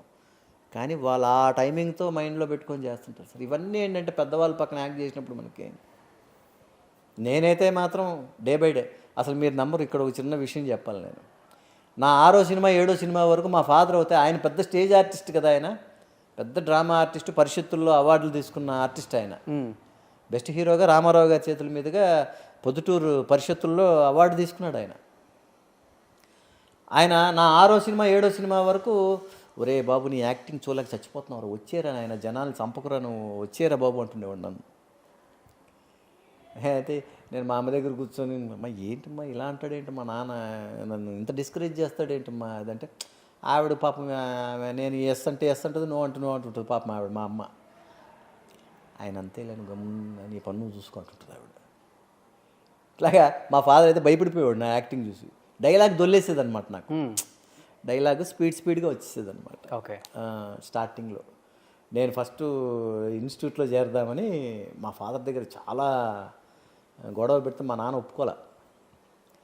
నువ్వు ఇంజనీరింగే 4 సంవత్సరాలు చదువు 6 సంవత్సరాలు చేసి ఎలగబెట్టావు, మళ్ళీ ఇన్స్టిట్యూట్ అంటావు. ఇంజనీరింగా మీరు? ఇంజనీరింగ్. ఓకే. 4 ఇయర్స్ది 6 ఇయర్స్ పెట్టింది. అప్పుడు కోర్స్ 6 ఇయర్సా? కాదండి, 4 ఇయర్సే. నేను 6 ఇయర్స్ చేశాను. ఓకే. ఇంకా వీలవుతే ఇంకొక 2 సంవత్సరాలు చేయొచ్చు. అసలు అందులో ఏం కాదు. కోర్సు 4 సంవత్సరాలే, మనం చదివింది 6 సంవత్సరాలు. ఓకే. అట్లాగా మా నాన్న అది ఇది చేస్తూ చెప్తూ 4 సంవత్సరాలు చదివి 6 సంవత్సరాలు చదివేవరా, ఇప్పుడు మళ్ళీ ఇన్స్టిట్యూట్ అని ఇంకో 2 సంవత్సరాలు వెళ్ళావనుకో, ఆ ఉన్నది కూడా ఈ లోపల మెడ్రాస్లో ఏదో అయిపోతావు నువ్వు. వద్దున్న నాయన, నువ్వు ఆ ప్రయత్నం ఏదో చేసుకో. ఓకే. నువ్వు సంవత్సరం అడిగావు, 2 సంవత్సరాలు టైం ఇస్తా, ప్రయత్నాలు చేసుకో. ఏమవుతావు ఏమో, మనిషిగా ఇంటికి రా. చెడిపోయి అది ఏదేదో అయిపోయి అలాగే వెళ్ళిపోవద్దు నువ్వు. ఎందుకంటే మెడ్రాసు అంటే ఆయన ఇండస్ట్రీ చూశాడు కదా. మెడ్రాస్లో నువ్వు యాక్టర్ అవ్వడానికి బదులు వేరే ఏదైనా అయిపోయి అసలు మనిషి మిగలకుండా అయిపోతాడేమో అని అతని భయం, తండ్రిగా ఒక భయం. అప్పుడు ఎక్కువ ఉండేది అది, ఆ చిన్న భయం ఉండేది. వేరే అలవాట్లకంతా ఇదైపోయి ఏదో అయిపోదామని ఏదో అయిపోయి మనిషి దొరకకుండా అయిపోయాడు అన్నట్టుగా కాకుండా, నువ్వు మనిషిగా ఇంటికి రా, నువ్వు వచ్చిన తర్వాత నేను ఏదో ఒక జాబ్ చూపిస్తా, చేసుకుందువు కానీ అన్నట్టుగా అనేవాడు నాన్న. ఓకే. అప్పుడు ఏంటంటే ఇక్కడ అడయార్ ఫిల్మ్ ఇన్స్టిట్యూట్ బాగా ఫేమస్ అనమాట. ఛాంబర్లో ఒక ఇన్స్టిట్యూట్ ఉండేది. మన చిరంజీవి గారు వీళ్ళందరూ చేసింది అక్కడే అనమాట. రజనీకాంత్ గారు, రాజేంద్ర ప్రసాద్ గారు వీళ్ళందరూ అక్కడే ఇదనమాట. బట్ నేను ఇక్కడ ఇండస్ట్రీకి వచ్చే టైంకి అది క్లోజ్ అయిపోయింది. అడయార్ ఫిల్మ్ ఇన్స్టిట్యూట్ ఉండేది, దాంట్లో చేరదామని నేను మా ఫాదర్ని గట్టిగా పట్టుబట్టా. ఓకే. పెడితే ఒప్పుకోలే ఆయన. సరే రావడం అసలు కెమెరా ముందుకు రాగానే భయపడిపోతున్నట్టుగా ఉండేది పరిస్థితి. బట్ ఏంటంటే ఇంకంతే, అలాగే స్టెప్ బై స్టెప్ నా 8వ సినిమాకే ఎప్పుడో సినిమా రౌడీ ఎమ్మెల్యే సినిమా అప్పుడు ఫస్ట్ టైం ఆయన బాగా చేసేవరా అన్నాడు. అంతే, మార్క్స్ పడ్డాయి ఇంకా. అంతే. ఇంకా ఆయన చెప్పాడు అంటే ఇంక మాకు అబ్బా మా నాన్న బాగా చేశాడని ఒప్పుకున్నాను నన్ను, ఇంకా నెక్స్ట్ జాగ్రత్తగా ఉండాలి ఇది అనేది మనసు. అసలు ఈ స్టేజ్ ఆర్టిస్ట్ని సంతృప్తిపరచడం చాలా కష్టం. చాలా కష్టం. వాళ్ళు అన్ని రకాల హావభావాలు పలికిస్తారు కాబట్టి. నాకు రావు గోపాలరావు గారు ఒక సినిమా షూటింగ్లో నాకు ఫాదర్గా ఆయన చేస్తున్నారు. ఆయన ఒకటే మాట అన్నాడు నన్ను. అప్పటికే పాపం ఆయన చాలా డల్గా ఉన్నారు. అంటే ఇంకా చనిపోవడానికి ఇంకో 2 ఇయర్స్ ముందనమాట. బాబు ఇలా రా అన్నాడు. వెళ్ళి కూర్చో అంటే కూర్చున్నా. చక్కగా ఉన్నావు నాన్న, నువ్వు బాగున్నావు మనిషివి, ఒక హీరోకి ఏమేమి ఉండాలో అన్నీ అలాగున్నావు, చక్కగా ఉన్నావు, బాగున్నావు, అన్నీ బాగున్నావు. డైలాగ్ మాత్రం ఒక వర్డ్, ఒక మాట కంప్లీట్ అయ్యే వరకు నెక్స్ట్ మాటకు వెళ్ళకూడదు. నువ్వు ఆ పదం కంప్లీట్గా పలకాలి. తొందర ఎందుకు నీకు, వెనకాల ఎవరైనా తరుముతున్నారా నిన్ను? ఒక పదం కంప్లీట్ అయిన తర్వాత ఇంకొక పదం మాట్లాడాలి. ఓకే. డైలాగ్ని కంట్రోల్ ఆఫ్ డైలాగ్ అనేది ప్రాక్టీస్ చేయను, నువ్వు మంచి హీరో అవుతావు నాన్న. వెంటనే కాళ్ళు మొక్కాను. అంటే వాళ్ళు డైలాగ్లో అథారిటీస్ వాళ్ళు. ఆ పెద్ద ఆయన ఆ మాట చెప్పడం నిజంగా నాకు అసలు ఆయన టైమింగ్ అందుకోవటం ఏ హీరో వల్ల కాదంట అసలు. సార్ అసలు డైలాగ్ అనేది ఇంకా వాళ్ళు మనం అథారిటీస్ వాళ్ళు. రావు గోపాలరావు గారు కానివ్వండి, ఆ టైంలో నూతన ప్రసాద్ గారు కానివ్వండి, ఇంకా కోట శ్రీనివాసరావు గారితో చాలా సినిమాలు చేశాను నేను. అవును. ఆయన అంతే. అసలు they are all star words అసలు. అందుకే వాళ్ళు ఇన్ని 100 సినిమాలు చేయగలిగారు. సినిమాలు అసలు 100 సినిమాలు. వాళ్ళ ఉన్న టాలెంట్, టైమింగ్ అదంతే ఎంత దూరం తీసుకొచ్చింది. వీల్ చైర్లో కూర్చొని కూడా వర్క్ చేసిన ఆర్టిస్టులు అంటే నూతన ప్రసాద్ గారు అయితే వీల్ చైర్లో కూర్చొని యాక్ట్ చేయడం నేను చూశాను. మేము చేసిన సినిమాలోనే యాక్ట్ చేశారు ఆయన మా ఫాదర్కి మంచి ఫ్రెండ్. ఆయన ఏమయ్యా మీ ఫాదరు ఆర్టిస్ట్ అవుదామని చాలా ట్రై చేశాడు, కుదరలా, నువ్వు అయిపోయావు, గాడ్ బ్లెస్ యూ నాన్న. నూతన ప్రసాద్ గారు చేస్తే సో అవన్నీ ఏంటంటే పెద్దల ఆశీర్వాదాలు అప్పట్లో అలాగా. ఆ తర్వాత అలా చేసుకుంటూ వచ్చాను. ఎంతమంది మీరు అసలు? నేను పెద్దవాడిని, తర్వాత చెల్లి, తర్వాత తమ్ముడు. ఓకే. బట్ చెల్లి తమ్ముడు ఇద్దరు చనిపోయారు. ఇద్దరు చనిపోయారు? ఎలా సార్? చెల్లి క్యాన్సర్తో చనిపోయింది అమ్మాయి. ఓకే. కనుక్కోవాలా లాస్ట్ స్టేజ్లో తనకి ఇంకా పిల్లలు ఉన్నారు, అంత పిల్లలందరూ ఉన్నారు. ఓకే. బాగా అందరూ సెటిల్ అయిపోయారు అందరూ. తమ్ముడు? తమ్ముడు వచ్చేసి స్నేక్ బైట్ కాంగ్రెస్ చనిపోయారు. ఇక్కడ హైదరాబాద్లోనే మన జర్నలిస్ట్ కాలనీ ఉంది కదా. అవును. జర్నలిస్ట్ కాలనీలో మా హౌస్కి ఆనుకొని వెనకాల అది నందగిరి హిల్స్ అదేదో అవును. ఆ పైన రాజీవ్ రెడ్డి గారి ఇల్లు కూడా ఉండేది. అవును. డౌన్ అంతా అదంతా ఇదే కదా, కొండ ఫారెస్ట్ లాగా ఉంటుంది అదంతా.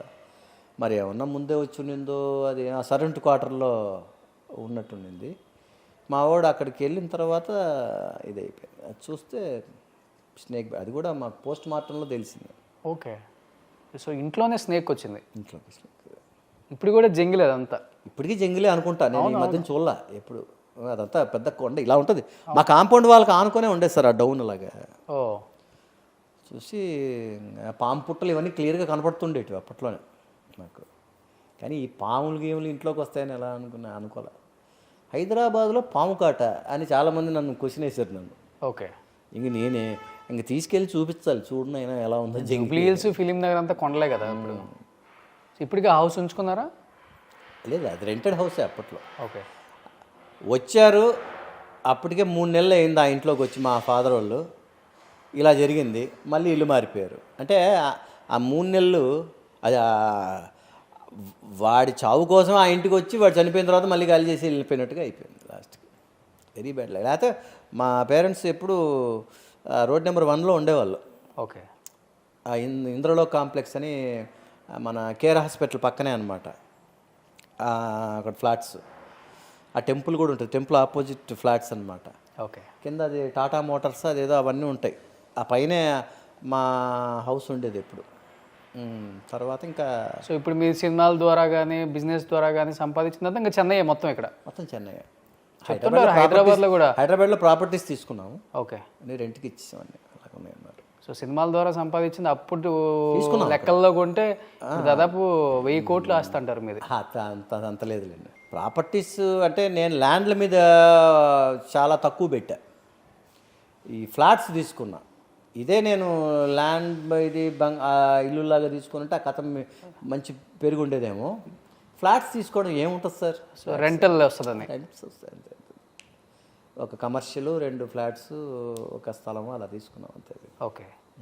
సో ఎనీహౌ మొన్న ఇంకా ఇదేవి పెరిగేటట్లేవు, డిప్రిషియేషన్ తప్ప అప్రిషియేషన్ లేదని 2 అమ్మేసి ఇక్కడ తీసుకున్నాం అనమాట చెన్నైలో. అంతే. చెన్నైలో అప్పుడంతా గ్రౌండ్ 10,000కి 20,000కి వచ్చేది. ఇప్పుడంతా గ్రౌండ్ 5 కోట్లు 6 కోట్లు. లేదు సార్, 5,000 10,000 అనేది ఎప్పుడు లేదు.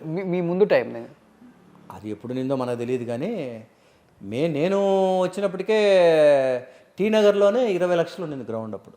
ఒక గ్రౌండ్ టీ నగర్ 20 లక్షలు అంటే టాప్ అనమాట. ఇంకా వలసరవాకం ఇవన్నీ అయితే కొంచెం తక్కువ ఉండింది. 1,00,000 రూపాయలు, 50,000, 1,00,000 రూపాయలు గ్రౌండ్. ఇప్పుడు ఎంత గ్రౌండ్? ఆడ కూడా 4 కోట్లు. 4 కోట్లు గ్రౌండ్. 3 కోట్లు. 4 సినిమాలు తీసి 4 గ్రౌండ్లు కొంటే ఈరోజు 50 కోట్లు ఆడ. సార్ నేను సినిమాకు ఒక గ్రౌండ్ కొనుక్కున్నా కూడా ఇవాళకి అసలు 1000 కోట్లు. అసలు 1000 కాదు కానీ ఒక 100 కోట్లు గ్యారంటీ. ఎంత తక్కువ అనుకున్నా కూడా. సినిమాకు ఒక గ్రౌండ్ కొనున్నా కూడా ఒక 100 కోట్లు గ్యారంటీ. చెప్పేవాళ్ళు లేరా లేకపోతే అంతే? సార్ ఇప్పుడు శోభన్ బాబు గారు one of the richest actor in the south India అని చెప్తూ ఉంటారు కదా. అవును. సో మీరుంటుంది కూడా ఆయన ఇంటి పక్కనే. ఎప్పుడు సలహా ఇవ్వలేదా? అంటే నేను నిజంగా అదే దాని మీద నాకు ఆలోచన లేకనేమో, ఆ తెలివితేటలు లేక, ఆ ఆలోచన లేక, వీటన్నిటికీ ఏంటంటే కరెక్ట్గా గైడెన్స్ ఉండాలి పక్కన. తర్వాత ఆ ఆలోచన అనేది మనకు ఉండాలి కొంచెం. అది లేదేమో మనకే అనిపిస్తుంది. సో దాంతో మనం ఆ పని చేయలేకపోయాం అప్పట్లో. ఏది నేను సినిమాల్లోనే ఆ రోజుల్లో 4 లక్షలు 5 లక్షల వరకు పెరిగాం. ఆ రేంజ్ రెమ్యునరేషన్ 5 లక్షల రెమ్యునరేషన్ 4 లక్షలు 5 లక్షల వరకు వచ్చాం. ఓకే. సో నేను సినిమాకి అప్పుడు వలసరవాకము ఇటు సైడ్ అంతా, మన విరుగంబాకము వలసరవాకము ఇటు సైడు 1,00,000 రూపాయలు, 50,000, 1,00,000 రూపాయలు ఉండింది గ్రౌండ్. లేదా కొంచెం మెయిన్ రోడ్డుకి, కొంచెం మెయిన్ స్ట్రీట్స్, మెయిన్ రోడ్డుకి అయితే 3 లక్షలు పెట్టామంటే గ్రౌండ్ వచ్చేసేది. సరే మెయిన్ రోడ్లలోనే కొంచెం ఉన్న చోటుకి మెయిన్ రోడ్డుకు ఉండేటట్టుగానే ఒక సినిమాకు ఒక గ్రౌండ్ కొనున్నా కూడా ఇవాళకి అది ఎక్కడికో వెళ్ళిపోయింది కదండి. ఈరోజు అక్కడ 3 కోట్లు 3.5 కోట్లు ఉంది గ్రౌండ్. అవును, గ్రౌండ్. మెయిన్ రోడ్డుకి అయితే ఇంకా ఎక్కువ ఉంది. ఇప్పుడు ఏంటంటే అమ్మో ఇలా చేసుకున్నాం ఏంటి అనిపిస్తుంది. ఇప్పుడు నాకు అదే విధంగా హైదరాబాద్లో నేను అప్పుడు సినిమాలు బాగా బిజీగా జరిగే రోజుల్లో హైటెక్ సిటీ గ్లోబ్ లాగా కట్టారు కదా, అవును. అదొక్కటే ఉన్నిందనమాట. ఒకరి ద్వారా వెళ్ళి ఒక స్థలం, ఏమండి హైటెక్ సిటీ ఎదురుగా పక్కన చౌరస్తా నుంచి కొంచెం 1 కిలోమీటర్లు కానీ మెయిన్ రోడ్డుకే 1 ఎకర్ సార్, 3 లక్షలు. చూడండి సార్ చాలా బాగుంటుంది. గోల తట్టుకోలేక సరేనయ్యా వస్తాను, మీరే అరేంజ్ చేయండి వస్తానని చెప్తే వాళ్ళే కార్ అరేంజ్ చేసి తీసుకెళ్ళారు నన్ను. అప్పుడంతా అంబాసిడర్ కార్లు కదా, తీసుకెళ్ళారు. ఎగురుకుంటే వెళ్తున్నాం సార్. చూస్తే ఆ గ్లోబ్ ఒకటే ఉంది, హైటెక్ సిటీ ఒకటే ఉంది, అన్ని మట్టి దిబ్బలు మొత్తం. ఎక్కడయ్యా జంక్షన్ అని చెప్పావు, 4 రోడ్ల జంక్షన్ ఎక్కడ ఉన్నావు అన్న అని పేపర్ తీసి చూపిస్తున్నాడు. ఆ ప్లానింగ్ ఇది చూడండి సార్, ఇది హైటెక్ సిటీ సార్, దీని పక్కనే 4 రోడ్ల జంక్షన్ సార్, దీని నుంచి 1 కిలోమీటర్ సార్ రోడ్డుకే సార్. ఏమయ్యా ఇదే మట్టి దిబ్బలు అంటే మళ్ళీ ఇంకొక కిలోమీటర్ ఎక్కడికి వెళ్ళాలయ్యా అని నేను. లేదు సార్ వచ్చేస్తుంది సార్ ఇక్కడ. ఇంకో నువ్వు ఇలాంటి మాట్లాడొద్దు సార్ అంటే ఎంత ఇదిగా అనుకొని మనం వద్దన్నాం. ఈరోజు నిజంగానే అక్కడ చౌరస్తా వచ్చింది, 300 కోట్ల ఎకరం. ఈరోజు రోడ్డు బ్రిడ్జ్ కూడా వచ్చింది అక్కడ. రోడ్డుకి ఆనుకునే 1 ఎకర్ స్థలము. ఈరోజు 1 ఎకర్ స్థలం నాది ఉండుంటే ఆ 3 లక్షలు కూడా ఎలా అడిగాడు తెలుసా అండి అతను? అర్జెంటుగా 50,000 అవసరం ఉంది సార్, ఆ 50,000 ఇప్పుడు ఇచ్చేసేయండి, మిగతాది అంచెలంచెలుగా ఇచ్చుకుని రిజిస్ట్రేషన్ టైంకి మీరు ఇచ్చేసేయండి మిగతాది అన్నాడు. సార్ ఊరికి ఇది నాది కాదులే అనుకొని కట్టేస్తున్నా కూడా ఈరోజు నేను 100 కోట్లు ఆస్తి పరుంది సార్. అసలు అది నిజంగా అది ఈరోజు చౌరస్తా వచ్చింది, బ్రిడ్జి పడింది, రోడ్లు పడినాయి. అది ఏమన్నా ఆలోచించగలం అంటే మనకు దాని మీద అవగాహన లేదు అనేది, వెరీ పూర్ అనేది మళ్ళీ ఇంకోసారి ఇదన్నమాట ఎగ్జాంపుల్ అది. అంతే, రాసి పెట్టలేకపోతే. అదేవిధంగా ఫిలిం నగర్ సైడు ఈ కొండల గుట్టల్లో ఎక్కడ స్థలాలు ఉన్నాయరా బాబు అనుకునేవాడిని. అవి కొండల్ని బద్దలు కొట్టేసి ఈరోజు పెద్ద పెద్ద బంగ్లాలు కట్టారు అక్కడ. ఆలోచనకే అంతు చిక్కు అనమాట. అప్పుడు ఏంటంటే మాకు, మీరు నమ్మరు సార్, ఓ చిన్న కేబీఆర్ పార్క్, ఇది చిన్న రోడ్డు అనమాట, అన్నపూర్ణ స్టూడియో ముందు జూబ్లీ చెక్ పోస్టు. అక్కడి నుంచి సాయంకాలం 6 తర్వాత మాకు ప్రొడక్షన్ మేనేజర్లు కూడా డ్రైవర్లకు క్లియర్గా చెప్పి కారు ఎక్కిచ్చేవాళ్ళు మమ్మల్ని స్టూడియోల్లో. అక్కడ బండ్లు ఆఫ్ చేసి కొట్టి డబ్బులు అడిగి తీసుకొని పోతారు. బండ్లు ఎవరు ఆపినా కూడా ఆపక జాగ్రత్తగా తీసుకెళ్ళి వీళ్ళని గెస్ట్ హౌస్లో దించండి అని చెప్పి మేనేజర్లు చెప్పి పంపించేవాళ్ళు డ్రైవర్లకి. జూబ్లీ చెక్ పోస్టులు సాయంకాలం 6 తర్వాత అంత భయపడేవాళ్ళు అందరూ. ఈరోజు జూబ్లీ చెక్ పోస్ట్ అనేది అసలు main heart of the city లాగా అయిపోయింది. అవును, ఇంకా ఎక్కడ హైటెక్ సిటీ, ఎక్కడ జూబ్లీ చెక్ పోస్టు. కానీ ఈరోజు అక్కడ వెళ్తుంటే ఏదో ఫారిన్లో వెళ్ళినట్టుగా ఉంటుంది. ఇవన్నీ ఏంటంటే సార్ ఆ రోజు తెలియక అంతే. ఇప్పుడు శోభన్ బాబు గారు అప్పుడు పందులు బొదిలే కాడ ఎకరాలు కొన్నారంట ఆర్టిస్టులు. అన్నానగర్ సార్, అన్నానగర్. ఇప్పుడు ఈరోజు అన్నానగర్, ఈరోజు హాఫ్ ఆఫ్ ద అన్నానగర్ ఆయనదంటగా. అవును, చాలా ప్రాపర్టీస్ ఉన్నాయి అన్నానగర్లో. సోహన్ బాబు గారికి చాలా ప్రాపర్టీస్ ఉన్నాయి. అదేవిధంగా చంద్రమోహన్ గారు, వీళ్ళందరూ ఏంటంటే మురళీమోహన్ గారు ఎప్పుడు చెప్తూ ఉంటారు మాకు. ఇక్కడ లాస్ట్ మేము సీరియల్లో కూడా బాలాజీ టెలిఫిలిమ్స్లో మేమందరం వర్క్ చేసాం. హిందీ కుండలి సీరియల్, దాంట్లో నాకు ఫాదరు మదరు మురళీమోహన్ గారును మన లత గారు, అదే మన ఎంజీఆర్ లత గారు అంటారు కదండి, లత గారు మురళీమోహన్ గారు మాకు ఫాదర్ మదర్ అనమాట. దాంట్లో వర్క్ చేసాం. మురళీమోహన్ గారు ఎప్పుడు చెప్తూ ఉంటారు, అసలు భూమి మీద ఇన్వెస్ట్ చేయడం అనేది నాకు నేర్పించింది సోహన్ బాబు గారే అని ఆయన గర్వంగా చెప్తాడు. ఆయన భూమిని నమ్ముకున్న వాళ్ళు ఎవ్వరు చెడిపోరు అనేది. ఇవన్నీ మేము వినేలోపు వెనకాల ఆల్రెడీ చేసామండి, అన్ని పనులు అయిపోయింది. ఇప్పుడు భూమిని నమ్ముకుందామన్నా కానీ ఇప్పుడు భూమిని ఇప్పుడు కొందామని ఏంటి కొనేది. హైటెక్ సిటీ అంతా చేపేరే కదా. అవునవును, మీరు చెప్పే 3 లక్షలది ఆయన అప్పుడు 30,000కి కొనుంటారు. అవును. సూపర్. అండ్ పవన్ కళ్యాణ్ గారి గురించి మీ ఒపీనియన్ ఏంటి? ఇప్పుడు ఈరోజు డిప్యూటీ సీఎం ఆంధ్రప్రదేశ్కి. పవన్ కళ్యాణ్ గారు ఆయన నిజంగా ధైర్యే సాహసే లక్ష్మి అంటారు కదండి, అలాగా ఆయన ధైర్యంగా ముందుకెళ్ళారు. ఆ స్వరాజ్య లక్ష్మిని సాధించుకున్నారు ఆయన. ఒకటే మాట చెప్పాలి అంతే. వర్క్ చేయలేదు కదా మీరు ఆయనతో? లేదండి, లేదు, చేయలే. మేము ఇక్కడ ఒక చిన్న విషయం చెప్పాలి. నెల్లూరులో మా ఫాదర్ టౌన్ ప్లానింగ్ ఆఫీసర్గా చేసేటప్పుడు చిరంజీవి గారి ఇల్లు మా ఇల్లు పక్కపక్క సందులు అనమాట. నేను చిరంజీవి గారి దగ్గర ఒక కారు కూడా కొన్నా అప్పట్లో, TSC 2 అని ఒక అంబాసిడర్ కారు కొనుక్కున్నాను. ఓకే, అప్పటికి ఆయన హీరో ఎవరండి బాబు? చిరంజీవి గారు. అప్పటికి ఖైదీ రిలీజ్ అయి ఉన్నది అప్పుడు. స్టార్ మంచి చిరంజీవి గారు అంటే ఫుల్ క్రేజ్లో ఉన్నారు అప్పుడు. అప్పటికే మేము ఇంకా నేను మెడ్రాస్కి వచ్చే ముందు అనమాట. సరే ఫాదర్ ఉంటే నువ్వు ఊరికినే వద్దు, నేను అక్కడికి ఇల్లు ఇప్పిస్తాను, నేను రెంట్కి ఇంట్లో ఉండు, మర్యాదగా నీకు ఒక తిరగడానికి కారు కొనిస్తాను నువ్వు అని చెప్పి చేస్తే ఫాదర్ కారు కొనిచ్చాలని ఆలోచనలు ఉంటే ఈలోపు ఈ మధ్యలో ఈ ఏజెంట్స్ ఉంటారు కదా కొంతమంది, నాన్నకు తెలిసిన వాళ్ళు ఎవరో, సార్ చిరంజీవి గారు కారు అమ్ముతున్నారు, మీరు కొంటారేమో కొనండి సార్, అది అంబాసిడర్ కారు, అందులో నెంబర్ కూడా మంచి నెంబర్ సార్, సింగిల్ నెంబర్ అది, TSC 2 బాగుంటుంది సార్ అన్నాను. మా ఫాదరు అవునా సరే చూపించు అని చెప్పి వెళ్ళి మా నెక్స్ట్ స్ట్రీటే వెళ్ళి చూశారు. TSC 2 ఎంత ఏంటంటే వాళ్ళ ఫాదర్ అప్పుడు మా ఫాదర్ వాళ్ళ ఇన్స్పెక్టర్ని పంపించారు, స్టాఫ్ని పంపిస్తే వాళ్ళు చెప్పారు ఇట్లాగా 75,000 అనేసి. మా ఫాదర్ అసలు ఇంకేం మాట్లాడలేదు, 75,000 ఓకే చెప్పేశారు.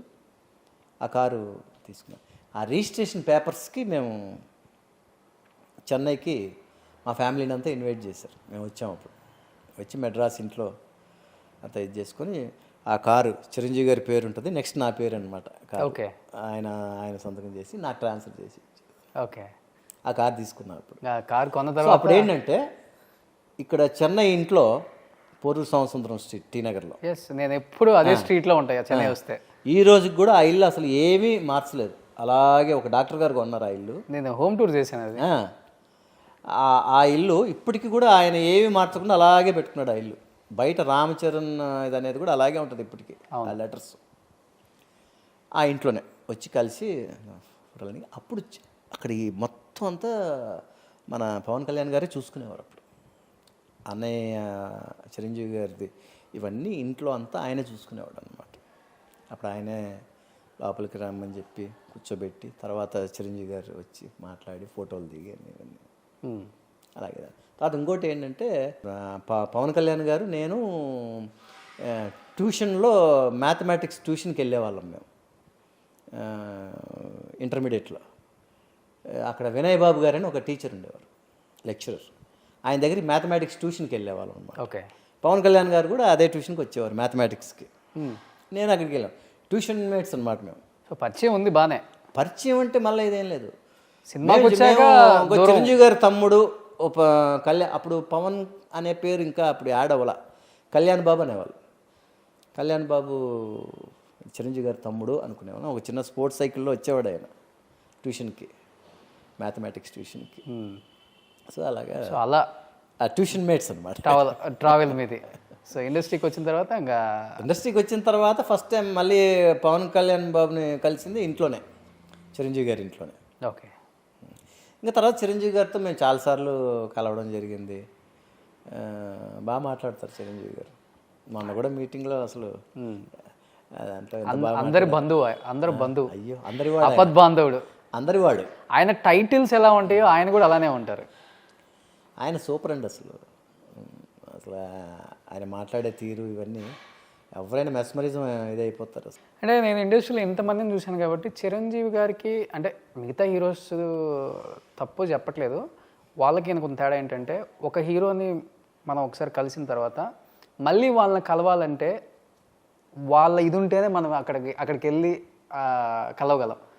చిరంజీవి గారు అట్లా ఉండదు. మనం ఒకసారి కలిసిన 100 సార్లు కలవాలనుకున్నా కానీ మనం వెళ్ళిపోవచ్చు, ఆ యాక్సెస్ ఉంటుంది మళ్ళీ. అది నేను పెద్ద స్టార్ని, నేను టైం ఇవ్వాలి, నేను చెప్తే లోపల పంపు లేకపోతే లేదు, మొన్నే కదా కలిసింది అవసరం లేదు, ఇప్పుడు ఎన్ని ఉండవు.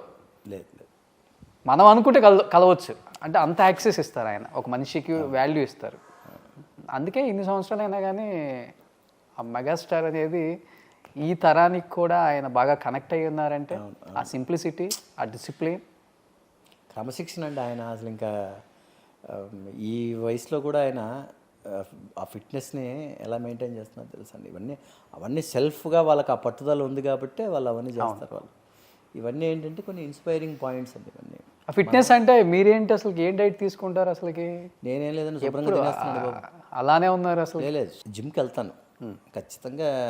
జిమ్, వాకింగ్, మనము ఒక ఆర్టిస్ట్గా మనము ఏమేమి చేయగలగాలో అన్నీ మనం చేస్తాం. ఫుడ్ ఇది అదేని లేదు, అన్ని తీసుకుంటారు. ఫుడ్ లక్షణంగా శుభ్రంగా అన్నీ తినేసేయడమే. కాకపోతే ఏంటంటే కొన్ని రిస్ట్రిక్షన్స్, వారంలో ఇన్ని రోజులే మనం నాన్ వెజ్ తినాలి, ఇన్ని రోజులే వెజిటేరియన్ తినాలి, ఇలాగ అనుకొని అదేదో పెట్టుకొని ఉంటాం తప్ప మిగతాదంతా శుభ్రంగా తినేయడమే మనం. అవంతా ఏం లేదు. కానీ జిమ్ ఖచ్చితంగా వెళ్తా రెగ్యులర్గా. ఓకే. ఇక్కడ చెన్నైలో కంపల్సరీ. అసలు ఈ టైము నేను జిమ్లో ఉండే జిమ్ టైం అయితే మరి అక్కడ జిమ్ చేస్తూ చేసేవాళ్ళం కదా మీరు. మీ కండలో ఒకసారి అందరు ఆడియన్స్ చూసేవాళ్ళు. పంపిస్తాను, జిమ్ ఫొటోస్ పంపిస్తాను. ఈవినింగ్ 6కి 6:30 అలా వెళ్ళానంటే నైట్ ఇంకా మూసేస్తున్నాంరా బాబు, వెళ్ళండ్రా బాబు అనే వరకు అక్కడే ఉంటాం అనమాట. ఎందుకంటే చాలామంది హీరోలు, ఆర్టిస్టులు అందరూ కూడా అక్కడ మాకు కొలీగ్స్ అనమాట ఉంటారు. ఓకే. చాలామంది ఉంటారు. అందరితో ఊరికి జస్ట్ మనం చేసేది హార్డ్లీ 1.5 hour కన్నా ఎక్కువ చేయం. మిగతాదంతా ఏంటంటే రిలాక్స్ అవుతాం, అందరూ మాట్లాడుకుంటూ. ఎవరెవరు వస్తారా జిమ్కి? చాలామంది ఉన్నారండి, చాలామంది ఆర్టిస్టులు ఉన్నారు. భరత్, శ్యాము, రెహమాన్, కిక్ శ్యాము, రెహమాను, ఓకే, తర్వాత చాలామంది ఉన్నారు. వాళ్ళు కూడా ఏంటంటే బయట జిమ్కి వస్తే రిలాక్స్ అవ్వచ్చు అన్నట్టుగా వస్తుంటారు వాళ్ళు. సో ఇప్పుడైతే ఇంకా అక్కడ ఎక్కడ గ్యాప్ లేకుండా వచ్చిన అవకాశాన్ని సద్వినియోగపరుచుకుంటూ ది బెస్ట్ అనిపించుకుంటున్నారు. కానీ బోర్ కొట్టాడు అని అనిపించుకోవట్లే ఎక్కడ కూడా. మనల్ని తిట్టుకుంటున్నారు అనే రేంజ్ వస్తే నేనే సైడ్కి వెళ్ళిపోతాను మళ్ళీ.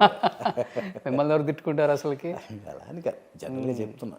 అంటే అందుకనే సార్ మనం ఏంటంటే క్యారెక్టర్స్ కూడా నేను చేయాలనుకుంటేనే చేస్తా. ఆ క్యారెక్టరైజేషన్ నచ్చితేనే చేస్తా. లేదంటే మనం ఏది పడితే అది ఒప్పేసుకోవడం, మనకు డబ్బే ప్రధానం, మనం అన్నీ చేసేయాలి, మనం అన్నీ చూసారు లైఫ్లో.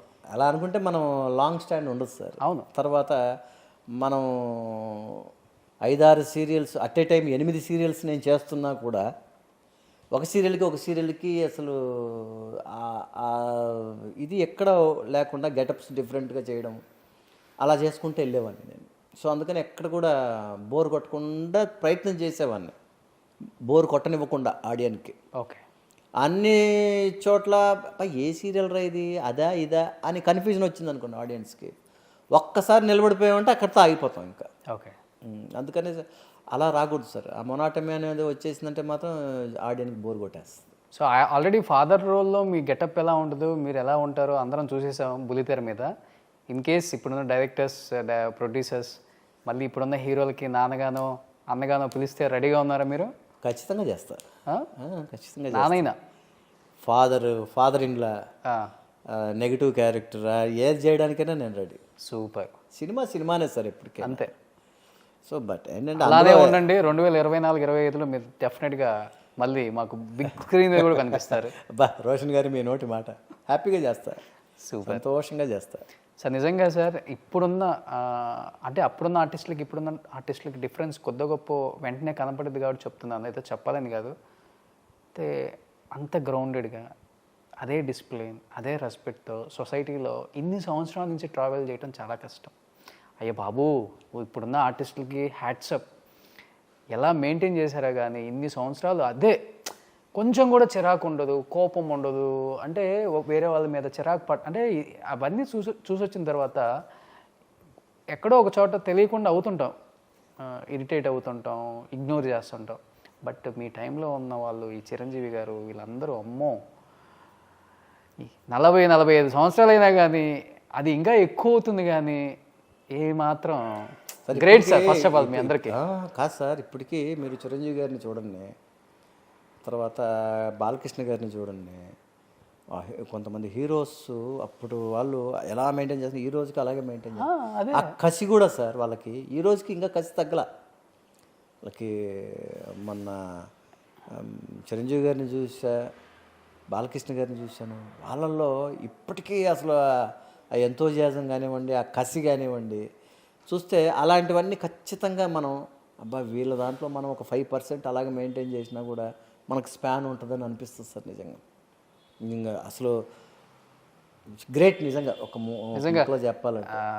70s 80s 90s 2000 అప్పుడున్న 4 జనరేషన్స్కి సంబంధించిన హీరోస్ అందరికీ హ్యాట్స్ అప్. ఆ టైంలో ఉన్న వాళ్ళకు ఉన్న డిసిప్లిన్ ఇప్పుడు కొద్ది గొప్ప అసలు కనిపించట్లే అంతగా. ఏదో ఆ ఫ్యామిలీ నుంచి వచ్చిన వాళ్ళకైతే నేను ఈ కొంతమందిని చూస్తుంటాం కదా, మన లైఫ్ ట్రావెల్లో కొంతమందిని చూస్తూ ఉంటాం, మన కెరీర్ ట్రావెల్లో కానివ్వండి మనం చూస్తుంటాం. ఒకటి రెండింటికే వాళ్ళు అది అసలు ఏదో ప్రపంచం అంతా మన చేతుల్లో ఉన్నట్టు చాలా గ్రేట్గా ఇదైపోయి నాకు అనిపిస్తుంటుంది. వీళ్ళు వచ్చి నిన్నగాక మొన్న వచ్చారు, ఇప్పుడే ఇంత ఫీల్ అవుతుంది, ఇంకా రేపు పొద్దున ఏంటి వీళ్ళ సంగతి అనేది ఉంది. కానీ అలాంటి వాళ్ళు ఎలా వచ్చారో అంత డబుల్ స్పీడ్గా వెళ్ళిపోతున్నారు. నేను అదే చెప్తున్నా సార్, ఎప్పుడు కూడా మన చుట్టూ మనం కోట కూడా కట్టుకోకూడదు. మనం ఎక్కడి నుంచి వచ్చామనేది ప్రతిరోజుకి ఒకసారి గుర్తు తెచ్చుకుంటూ ఉండాలి. మనం ఇంకా పెరగడానికి గ్రాడ్యువల్గా పెరగాలి తప్ప తగ్గిపోయి 10 మందిలో 8 మంది మనల్ని తిట్టుకుంటున్నారు అనుకోండి, అది ఏముంటుంది సార్ ఇంకా, అది ఆటోమేటిక్గా ఎక్కడో చోట ఇదైపోతుంది. మీరైతే ఇలానే ఉండాలని మనస్ఫూర్తిగా కోరుకుంటున్నాను సార్. ఇంకా మంచి సినిమాలు చేయాలని సార్. ఫాదర్ రోల్లో కూడా ఇప్పుడున్న స్టార్ హీరోస్కి తప్పకుండా యాక్ట్ చేసి మా అందరికి కనిపించాలి అని మా కోరిక. బట్ ఇంత టైం అయినా కానీ ఇంత టైం ఇచ్చి మీ ఇంట్లో ఇంత హాస్పిటాలిటీ ఇచ్చి ఇంత మంచి ఇంటర్వ్యూ ఇచ్చి ఇన్ని విశేషాలు కొత్తగా చాలా షేర్ చేసుకున్నారు ఈ ఇంటర్వ్యూలో. చాలా హ్యాపీగా ఫీల్ అవుతారు ఆడియన్స్ అండ్ మిమ్మల్ని ప్రేమించే లేడీ ఫ్యాన్స్ అప్పుడు వాళ్ళు చూడండి. So thank you so much Raj Kumar garu. Thank you so much Roshan garu. నేను కూడా మీ ఇంటర్వ్యూస్ అన్నీ అందరివి చూస్తుంటాను, చాలా హ్యాపీ. అసలు నేను సోషల్ మీడియాలో నేను ఫస్ట్ ఇచ్చిన ఇంటర్వ్యూ సుమన్ టీవీకే. ఫస్ట్ ప్రభు గారు చేశారు, తర్వాత మళ్ళీ మీ దగ్గర నేను ఈ ఇంటర్వ్యూ చేస్తున్నాను. చాలా హ్యాపీగా ఉంది, ఎందుకంటే మీ సక్సెస్ఫుల్ ప్రోగ్రామ్స్ అన్నీ నేను చూశాను సార్. సో ఈరోజు నేను కూడా మీతో పాల్పంచుకోవడం ఐఎమ్ సో హ్యాపీ. మీ ద్వారా సుమన్ టీవీ ప్రేక్షకులకు అందరికీ నా హృదయపూర్వక ధన్యవాదాలు, నమస్కారాలు తెలియజేస్తాను. థ్యాంక్ యూ సో మచ్ అండి. మీ రాజ్ కుమార్. సుమన్ టీవీలో మీ పర్సనల్ అండ్ బిజినెస్ ప్రమోషన్స్ కోసం కింది నెంబర్కి కాంటాక్ట్ చేయండి.